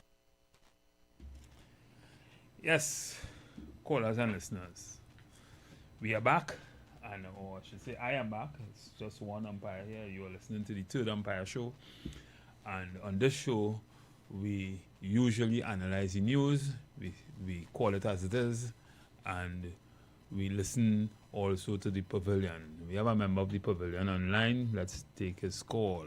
Good evening. Yeah, Matheson. Afternoon again. Matheson, Yeah. based on what exists now, right, and all that we have heard from our politicians, now that they are back in control of investigating corruption, they have the powers of the PDO. Based on all the allegations that they make, I am supposed to be seeing a lot of persons being held under this PDO based on the allegations of how they treat with the public purse when they were in charge. But this is not what we're seeing. We are seeing people being basically attacked, for want of a better words, just for basically venting without the state providing any substantial evidence to support their case. Which is what are the ongoing factors, right? Apart from the leaked phone call, what else gives support to the sentiment shared by the state? Because if it's just that recording of that phone call is the only thing that they are banking on, then clearly something is wrong. But they Clearly did say something is wrong. But they did say it was about, it had other things. Remember when the Attorney General spoke about it in the first place, on the first instance, he did talk about the banking allegiance. Oh, not the Haddies in particular. He was very vague, but he spoke about big people and their relationship with certain banks and how they get US dollars, and a lot of things. He did talk about that. And now you would have heard that the Prime Minister would have said that there's a probe on by foreign actors, I think the US, and they are looking into that too. So we don't know if that was part of it. And what we heard, the contents of what we heard on the tape is not all. I don't know. Well, Matheson, is only time alone will tell if it's just talk from the state, or if they have things to actually support what they are saying. Mm-hmm. Because to say that whatever financial transaction might be under investigation or whatnot, these are what's supposed to be low-hanging fruit based on the fact that financial transactions leave a trail, right? And the thing about it is not now, but it is years that many things have been flagged by the and sent to the FIU, and nothing has been done in this country. Nothing. People who are sending and stinging money with some messenger and all kind of ridiculousness, and no redress ever coming for the country. But I'm saying, based on the powers that the state now have, are we going to see that they're going to target the people that they make the allegations against, politicians, people in the banking sector, you name it? Well, or is it just going to be a whole lot of talk and taxpayers' money jumping? Well, remember, I made a statement.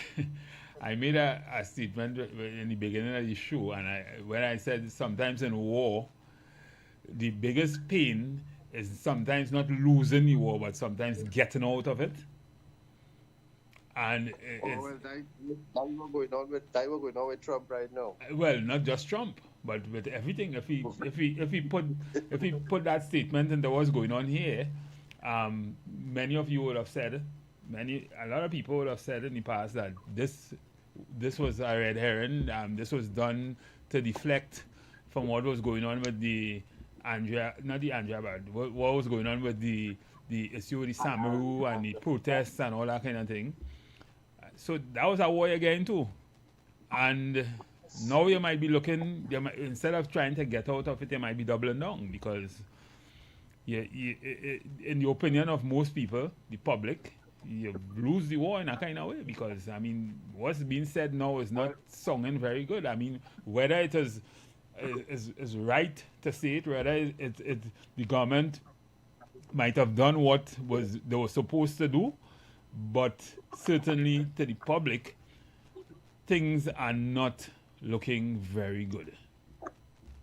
No, Matheson, I just give these people plenty leeway, right? Because in truth and in fact is, we are not aware of what information or evidence they have in their possession. But the thing is, when the time comes for them to present the information in the place that they have to present it to make their case, things continue to fall apart. Right, and this is So, why the thing is, if you have a tribunal set up to determine if your actions are warranted or not, why are you so adamant that you believe that the tribunal don't know what they're doing? You wouldn't check yourself to make sure you dot your I's and cross your T's? What is the sense? What is the sense we hire these two people from foreign for? What is the sense if this is the outcome afterwards? We just have money to give away? Is that what's going on in the country? We just have money to give away on all different type of litigation? And a point that Akola continues to make is, how does the state hire somebody to work on behalf of the state, and the state have that same person having questions to answer before the court as it relates to some matter with them versus the state? How is that possible? These are the things that continue in this country. You have politicians, as they get a little power, they go on inside the court and pull out cases that have nothing to do with them. So we pull out Malcolm Jones' case, right? We pull out this one case, we pull out that one case. We do all kind of rubbish. And the country, in terms of our citizens, have not yet realized what is being done to us. Because the PNM fanatics doesn't seem to get it. The UNC fanatics doesn't seem to get it, right? And they are just comfortable that, okay, the party that you don't support have shortcomings, but you wouldn't dare look at the party that you're supporting to identify the shortcomings that exist there. And that is why I asked a gentleman a question the other day, and he said he brain shut down, which is, if tomorrow Ms. Prasad Bisesa leaves the PNM, the UNC and goes to the PNM, what will happen? And if Dr. Keith Rowley leaves the PNM and goes to the UNC, what will happen? What will happen to the supporters or the diehard fanatics and supporters? They will be moving in droves in the same direction with their leader because they do not care about principle. They do not care about the right things. They just don't care. I don't know, like it have something within them where they believe they just need to give support and give support in a way where it is unearned. So just sign up to the news. So my position, Chris, is that, if we separate the people from the politicians, we will talk less about the politicians and more about the people. Because, and which is why I don't really like to, I really don't like to say one or the other, bad things or talk about politicians in disparaging ways. I think the people are the ones to blame in every single instance, and I'll tell you why. The thing is, hello? Yes, Matheson, all right there with you. Yeah, the thing is, when you think of it, what is happening now is not much different from the concerns from what would have happened in the last 10, 12 years. That is correct. Right? That is entirely correct. So the thing is, the people, you see, they are saying the country get what it deserves. But the thing is, people have to, and all of us vote for something, and I don't in any way, I don't regret voting for the way I voted. But the thing is, at the end of the day, we have to say what we want, and these forums that we having would usually help in that direction, so that those that are running the country will know how we think, what our expectations, and maybe if enough pressure, if enough people come out and say what they have to say, then we will have things moving in a particular direction. Well, Matheson, it's funny that you say that, because one of the things that I could actually credit this government for at certain times is they are more receptive to the outcry of the population. And I would agree with that too. Something that PNM have a challenge doing. I would agree with that so too. When PNM have a challenge doing that. Right now, they probably haven't sat down and understood why they know opposition. Make them lose that 10 seats that they lost, or 10 or 9 seats, how much ever it was. Up to now, they don't have a clue. They don't have a clue, right? But the thing is, before I go, Matterson, you see all these politicians, if this Zoso bill was so good for this country, let me show you what is the reality that we're facing, right? Regardless of which party brings it, whoever is in opposition is fully aware of the shortcomings of the police and will be adamant that they do not want that for the citizens based on the shortcomings of the police and giving them this extra power with very little accountability behind it, right? As long as they are in opposition, whether it's UNC or PNM, they will be able to clearly articulate that, which is you cannot give these police more powers, right, with less accountability because of their glaring shortcomings. But you see, as they're in power, I wonder if it's because they have that full control or the perception of that control over the TTPS, where we just see that it appears where the TTPS just continuously taking political directives and not policy per se. But Kola, let me ask you something. What affects you more, you as a citizen, more? The state of the economy or this thing that's going on with this issue that we've been dealing with for the last few days and the Hadis and things? What affects you more? Most definitely the state of the economy.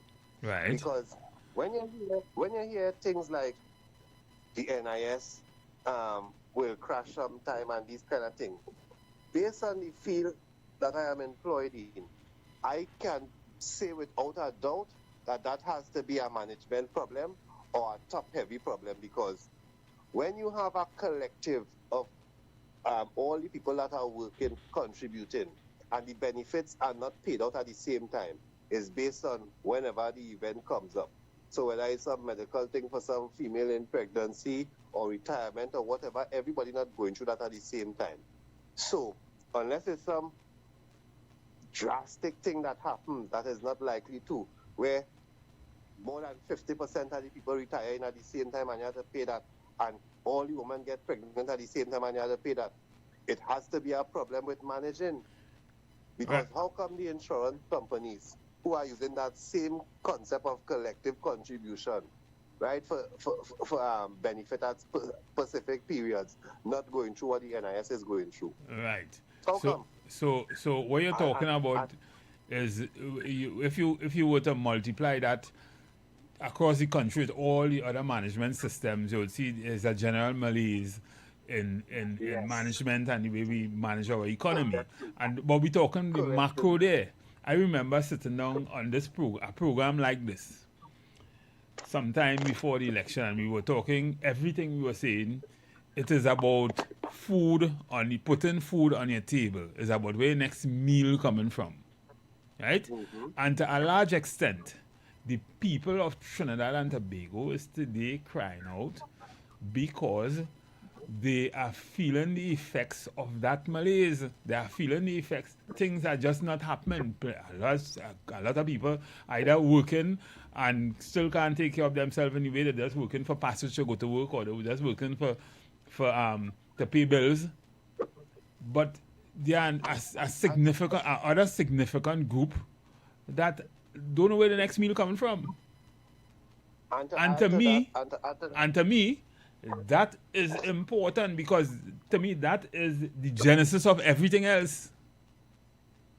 And Mr. Matterson, to add to that, right? Now, apart from people going through whatever struggles because the cost of living rising, inflation, all these things, right? What we are seeing is increases in fines and penalties in the face of you have to drive on poor roads. So while the roads is destroying your vehicle and not giving you your value for your money, right, you have to face higher fines, which is not the same case when a state vehicle is not roadworthy. It doesn't have to face any penalty. You come out and you be on the road and be unsafe. And you see, on top of all that, how does any politician, right? How do they say to the nation that we're going through whatever hardship and challenges we're going through, but you are going to experience a raise in the tune of double digits, right? While you're giving the people who are already going through it, right, and living close to the on the edge, reasons why they cannot get an increase on what they're earning. And you who have all kind of perks that you benefiting from the state, see no issue. While you're saying we're going through it and have to wait till 2027, I will accept this review from the SRC, where the people at the top will continue to get that buffer regardless of what we're going through. I still see that as minuscule as compared to the bigger issue. The bigger issue is how do we manage Trinidad and Tobago so that everyone could be productive, everyone could be treated fairly, everyone could have the same kind of service for which we pay everybody paying for, right?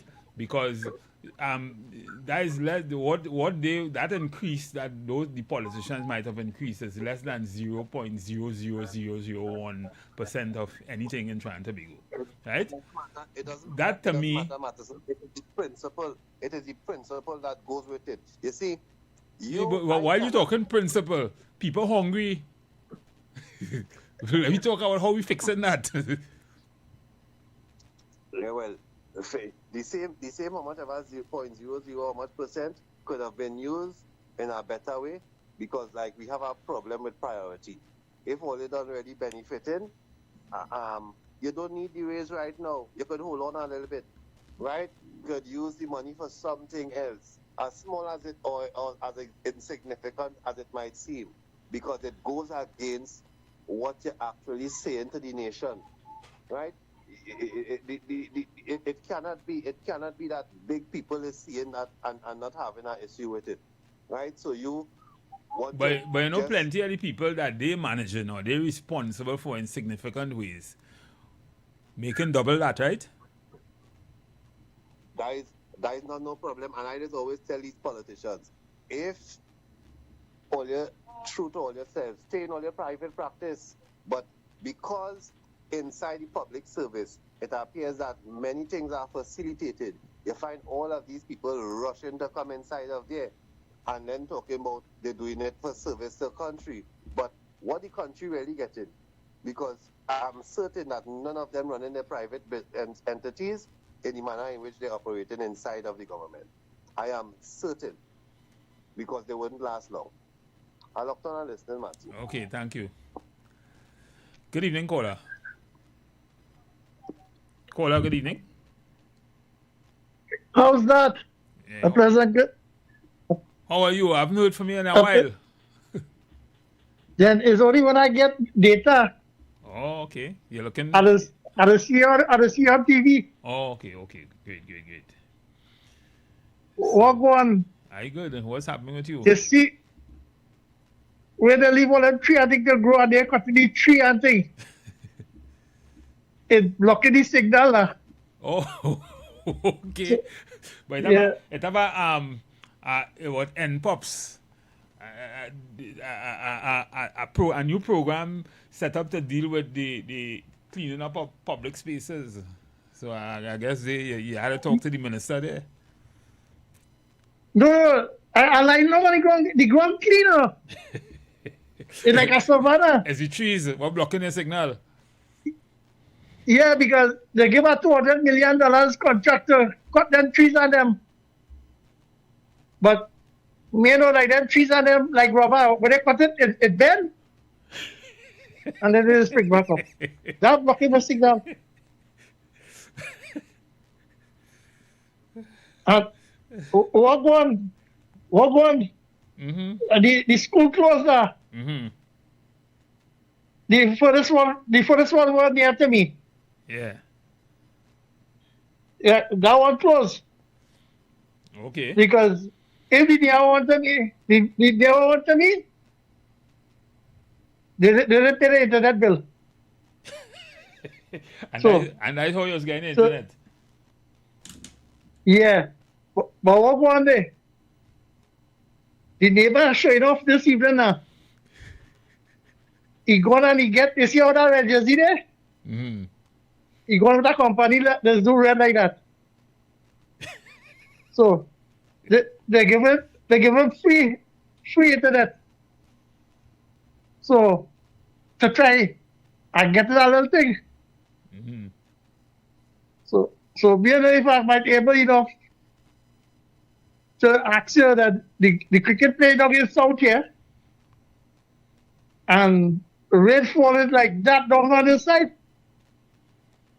Okay. So because I see now that the energy sector can sustain the GDP.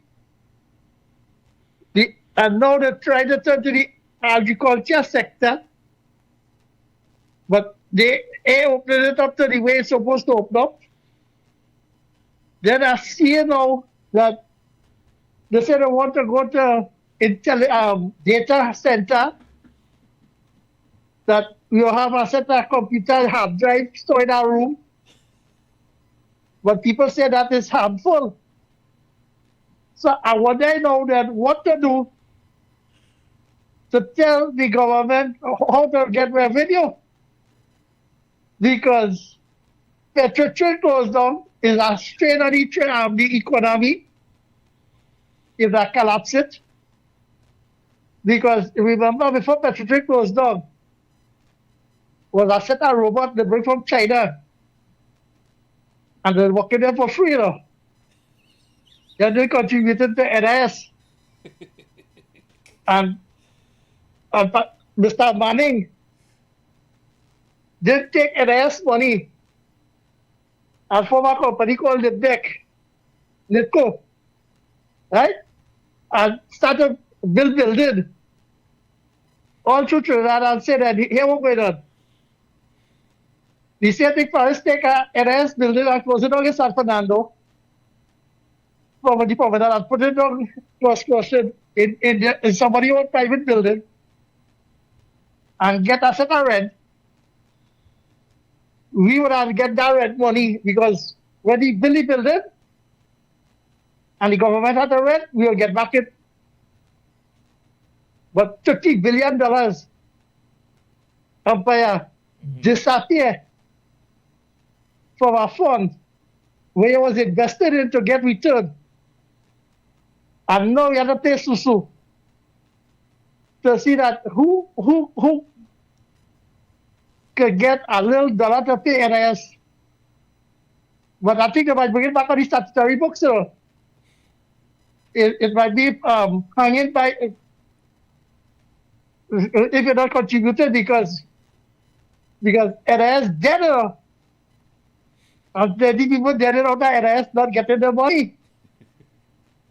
So it's a killer entity. So they might put it back to hangman. So umpire, you tell me now, cocoa is $22,000 a metric ton. You know where we can get cocoa in abundance to export to at least get foreign exchange?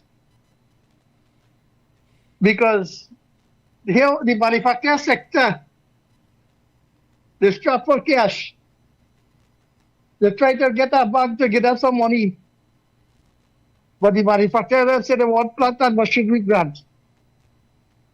So how if the plant break down, what we manufactured, you gotta get the grant, gotta get the plant up and run it back again to manufacture. But just imagine, a foreign use tire is $350, and a new brand tire is $550. So I don't know what to do. Gas go down by $1, and I got to pay insurance for my vehicle. But the nice thing about it, I have to stay home and walk, and PTSD bus are walking. You see one thing happening overnight? But umpire, I tell you, railway down here, it will still damage everything in the economy. How's that?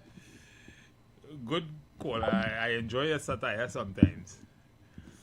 Have a good evening.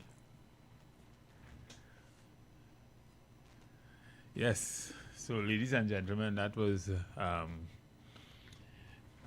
caller, our last caller. I sometimes listen. Not all of us would understand his level of satire, but it is interesting to listen to what he has to say. But essentially, what he alluded to is the need for us to diversify. Things like agriculture in insignificant area, and over the last few days there's been a lot of talk about a data center, a lot of talk about diversification, a lot of talk about what is expected to come on stream in 2027 and the rationalization of it. So it is interesting. It will be interesting to hear what you have to say. 342-0081 and 466-5391. You can certainly call me for the rest of the evening, and we can have discussion on all of the above. I would have, in the second hour of the program, I would have started talking about more or less the need for looking at other productive areas of society, to bring about some kind of relief for the people. Now, I am saying this, and I would have told Chris earlier on that to a large extent, what, we are, we in the pavilion, those of you in the pavilion who are not playing the cricket, you are the ones who in a lot of ways could influence the game, could influence who watch the game, could influence how the game is played, by your comments, by your interaction, by your involvement. You are Trinidadian and you are Trinbagonian, and you have a say also, not just on election day. You could say, if enough of, and one caller said, I think as Chris said, that the UNC has the history, they are more agile, they are more able to bend to certain things, and they listen, the Prime Minister listens to you sometimes. So if we could just have you saying how you feel about certain things, what you think about certain things, how things are how you think things should go, clearly, without just looking at the politicians, without just looking at personality. You are affected by the way the economy is run. You are affected by the fact that everybody around you are not working.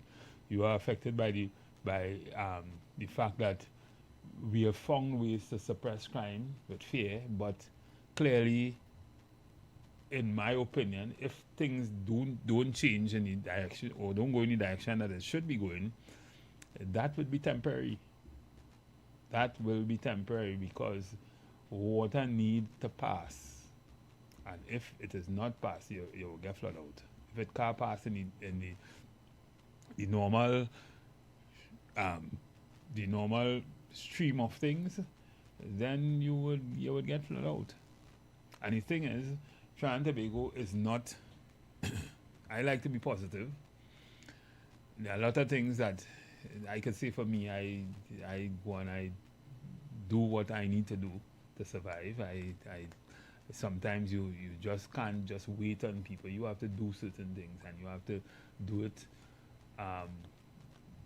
You have to be brave and do certain things. But clearly, all men are not created equal, weren't created equally, and everybody don't see the world the same way. So people approach things very differently.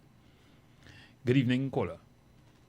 Good afternoon, sir. Good afternoon. Where partner? Yeah, fellow. Nah, you're not here today. Okay, all right. You can. I want to send a message for parents who have children who finish right exams and they home, or who have children. Now, this is not the first year that children write exam and home, all of them. That happens every year. Parents is responsible for their children. Right. Nobody cannot be responsible for your child or your children. you are the one charity begins at home. Now, parents have to know that anytime a man has to know, anytime he's making a pants, he has to make a way to urine, or else how will he get a pants? You're going to have madam, you're going to have one child. You are satisfied with one, you're making two, but you cannot train one. You cannot want whether it's Rowley or who to mind your children. Right? That is why Dr. Rowley said it. He said that, and I would never forget. That was a good piece of thing he said. Make it sure you find any worker to do and carry food on your table for your children. Don't depend on a neighbor. Don't depend on a friend. Don't depend on an organization. Neither the government. Long time people never do that. Right? So you have a responsibility as parents to send your children to school and to find food for them. You don't have to live a rich life. You don't have to live a high life. You don't have to be a rich person like your neighbor or your family, but you could have peace, have cleanliness in a room or two. But how old your house is, it would look nice and good. And you bring food whatsoever it is, sit down and eat whatsoever God gives you. Drop it with peace and love. That is it. Don't wait for nobody. That is your responsibility. Thank you, sir. Thank you. Yeah, and on that note, that, you know, what Granny is saying there is serious. You know, people have to be responsible and people have to take charge of the situation, especially with children. Children are hearing all kind of things with children, and it has to do with the fact that, you know, they are not properly supervised to a large extent. Where they are not supervised, they are allowed to do certain things. Some parents seem to have no control over their children, and that too is contributing to the issues that we have. And I would agree with those who say that, you know, we've talked about that a lot on this program before, the issue of single parent families and survival, and people have to work and people have to rationalize between staying home and taking care of their children by themselves and being able to put food on the table for them. And one would mean that the child will be unsupervised for some time, but some kind of arrangement could be made. So Granny, I totally agree with you. And sometimes family has to be planned. So we have a family planning association. We have, I don't know how that is utilized. I don't know how that works in the society. If it still works, and to how significant it is. But all those things to me makes up the whole problem, and it's part of the things that we need to solve. Chris, see you back. Mr. Matheson, I know I take plenty time already, but I just called to shed light on something. You know, when there is any outcry in this country, they, against some action, there is still a group of people who this come up not only in support of the action that you are making the outcry about, but in condemnation of the people who are making the outcry. And the thing is, on the rare occasions when the state, right, address the issue and probably reverse or make the proper changes to what they would have done before, the same people who were demonizing the people for making the outcry is come and say, look, you see, look, they changed it, they hear all it, right? But what we need to do as a country is allow persons to criticize people who have the responsibility to make decisions on their behalf, and it will benefit us all if we listen with a view to try to understand the person's position. If it's a foolish position at the end of the day, by all means, you could call it out. But we need to stop attacking each other for the position that we take, because not all of us will see things eye to eye, but things must make sense. And some people just don't have a position unless their political party takes a position. So, well, what we need to do, Chris, to a large extent, just on that point, I feel that we need to have rules, right? So you can't just do anything. You can't just have any kind of protests and that kind of thing, because these things sometimes lead into other things. And as a state, sometimes you have to be mindful of that.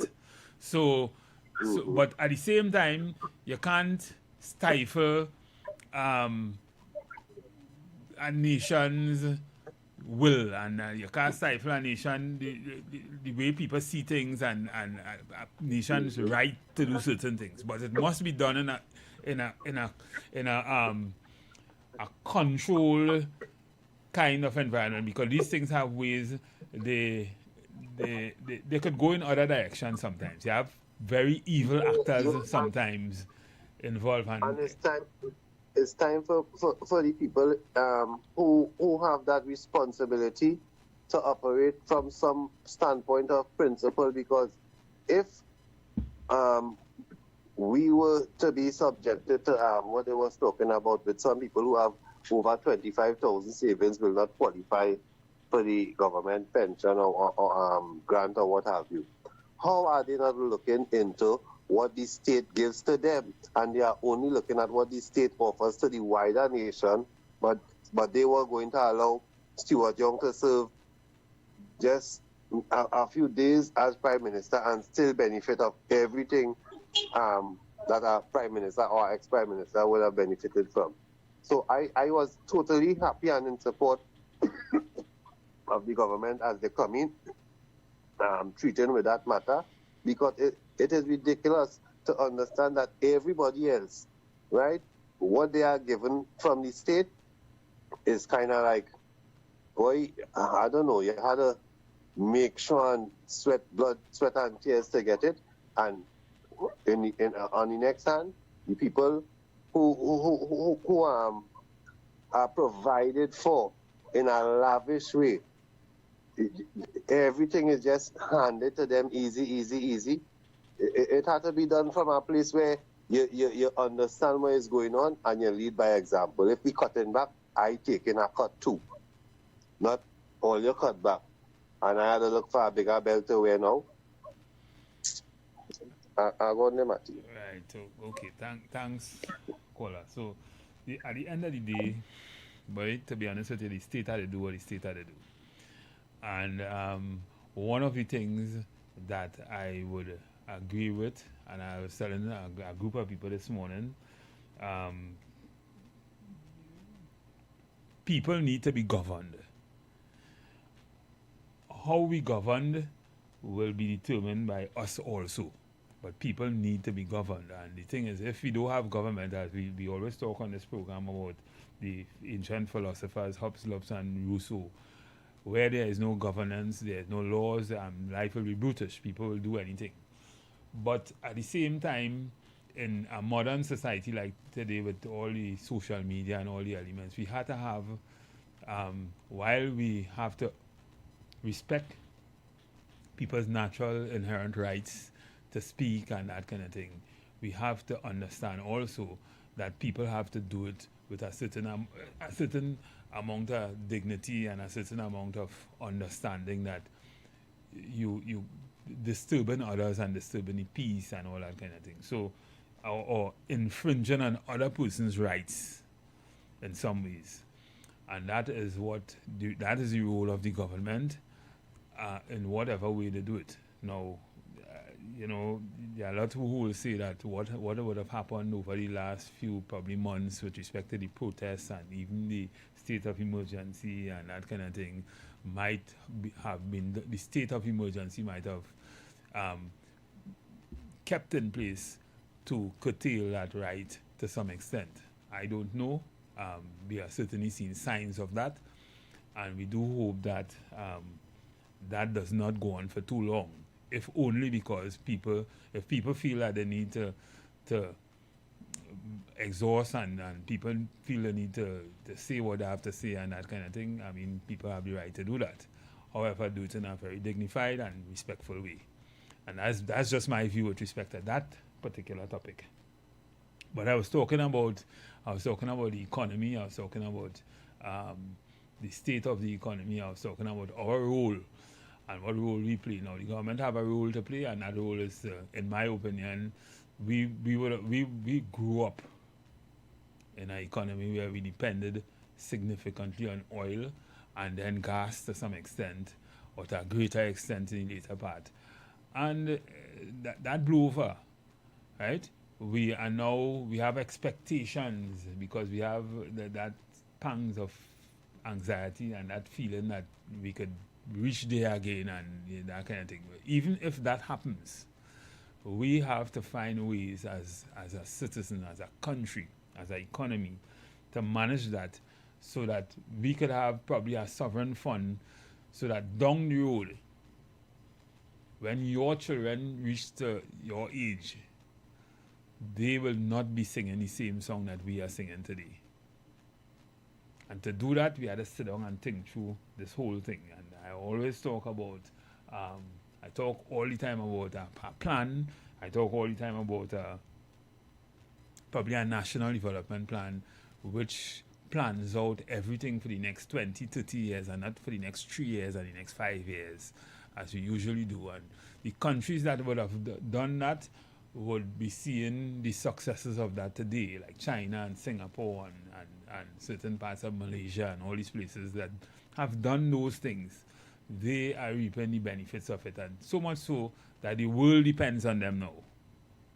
Right? Even the mighty America, in significant way, they are doing everything in their will to slow them down, and all these are what most of these wars are about. If for want of a better word, understand it.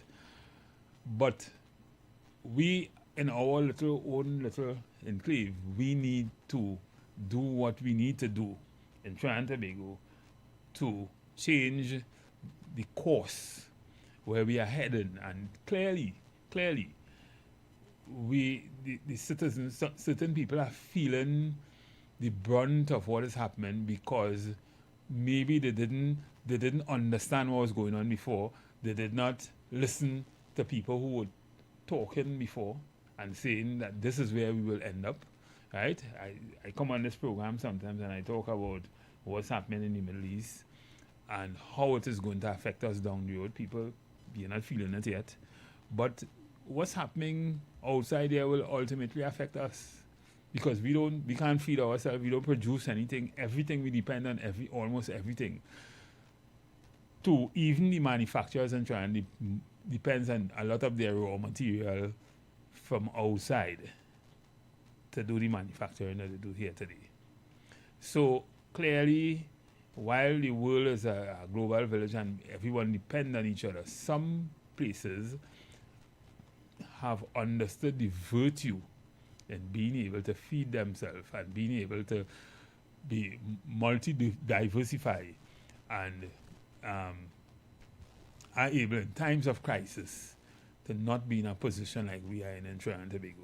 And clearly, when you listen to the economists, a lot of them are talking, a lot of them are saying, sometimes you're writing, but you wonder why it is not happening.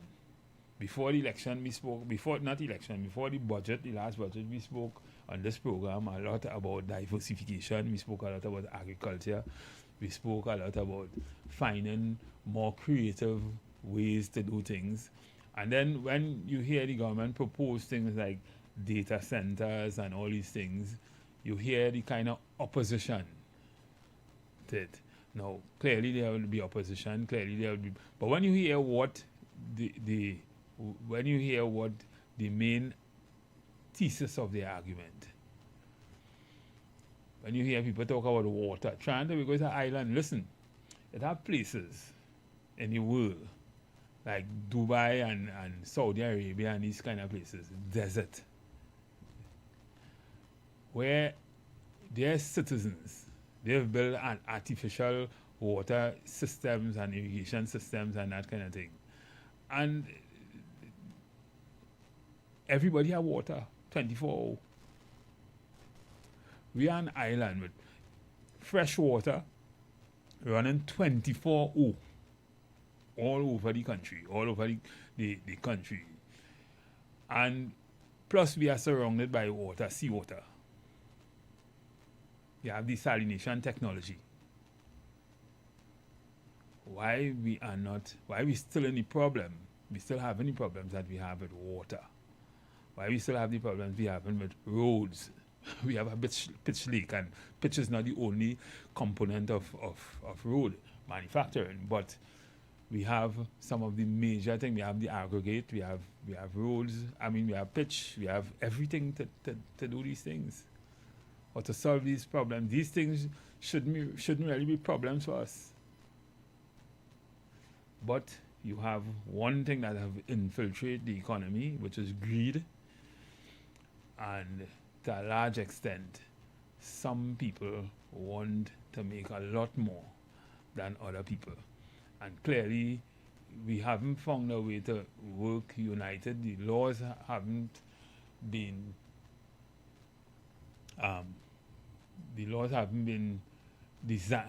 designed to discourage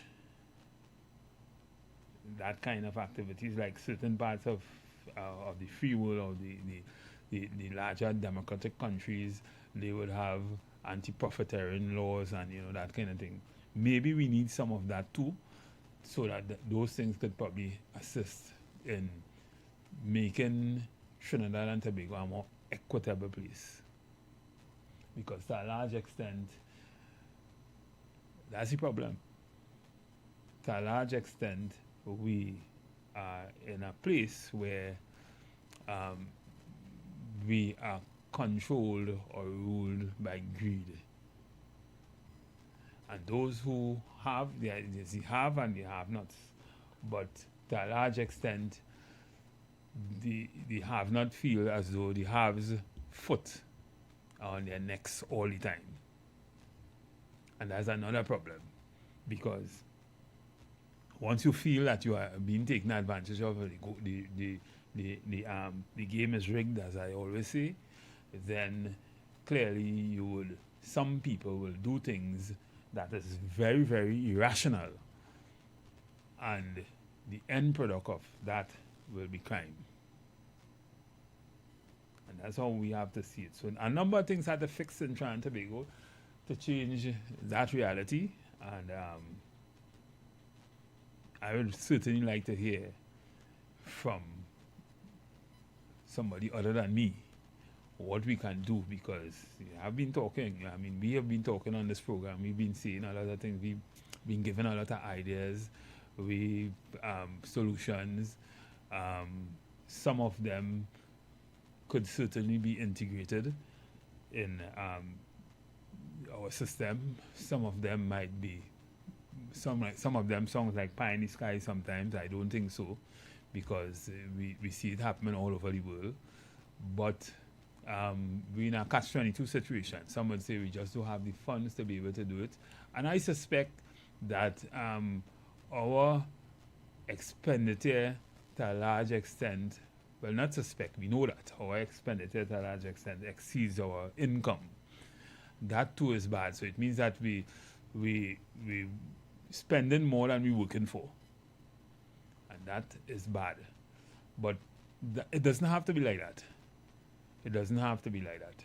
If everybody do their part, everybody pay what they have to pay, everybody understand that they have a role and they do what they're supposed to do, then, and I'm talking about taxes and everything, then we shouldn't have those kind of problems.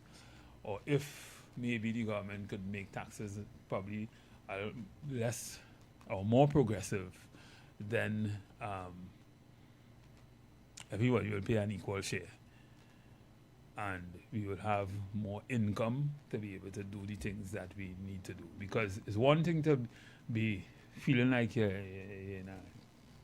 drowning as a citizen, and then you come and you get sick. or something you have an emergency, something happened, something bad happened in your family, and you'll just give up. And that's what happened with a lot of people in Trinidad and Tobago. But the system have to work, and have to work for everybody, not just the people who could afford it. And that is the ethos of our argument almost on a daily basis on this program. People have the system, the government, and the people of Trinidad and Tobago have to understand that we have to work together. We can't only see red and yellow. If we continue down that road, we'll always have inequity, we'll always have fights, we'll always have things like what's happening now with people calling people certain kind of names and all that kind of thing. Good evening, caller. Good evening, Mr. Matheson. Yes, good evening. Yes. Oh boy, this was, what a week. How, when I saw this incident with this audio end up in the public domain, and I am saying, the TTPS asking people, say something. But when things like this happen, they really feel people will go out to say something if they see something. This is dangerous. It is. I mean, Very I'm so glad I'm hearing the commissioner going and do an investigation. He said, is that true? But you think anything will come out of that, girl? Well, listen, I don't want to go out on a limb because, listen, I heard people talking about and commission inquiry into this thing where they had waste of time, wasting taxpayers' money. Because we have had we just 36 years since the attempted coup. Didn't they have a commission inquiry for that? Yeah. Once you want to kill something in Trinidad and Tobago, form a commission of inquiry. Yes, nothing happened. The people involved in the commission inquiry just smiles all the way to the bank. Look, the one with the petrol train, with the divers. Look what, I think some of these families still ain't get money yet. Yeah. Can I tell you, I want to advise the Minister of Finance. He already say the country have no money. I waiting on my back pay right now. And I hope he don't go and waste money and keep no commission inquiry at all. It seems like the $131 million US dollars the U.S. judge gave this country. You know if we got that money yet? The concerning the airport scandal. No, I don't know if right. All I'm hearing is, well, I read it where this U.S. judge awarded this country $131 million US, I think it is. That was in relation to the Ish and Steve, right, Mata? Yes, with the Ish and Steve, right. Mm-hmm. So the two surviving accused, they were ordered to pay that. Well, I don't know when we get in that, but wait. This man saying he have no money to pay public service. Remember he told the nurses not till 2027. Imagine that, nurses. So the retirees, they go wait like Dorothy for their back pay. Look now, this place in a hot mess. Lord have mercy. Anyway, you reach home safely. Yes, thank you, Kola. Right. Yes. So as I was saying, I mean, we've come to the end of the program, more or less. We just about a minute to the show again. And the show is the Third Empire. On this show, we analyze what is in the news and we give you our analysis. We allow for you to, as the pavilion, to take what we say and you analyze it. You say if it is good game, if it's good cricketing, if it's good cricketing, if it's good umpiring or not. And clearly our pavilion does not only extend to Trinidad and Tobago. It extends to persons listening to us abroad. We have a very big diaspora in New York and Brooklyn, and who listens to us almost on a daily basis, to hear what's happening in Trinidad and Tobago and how we analyze it.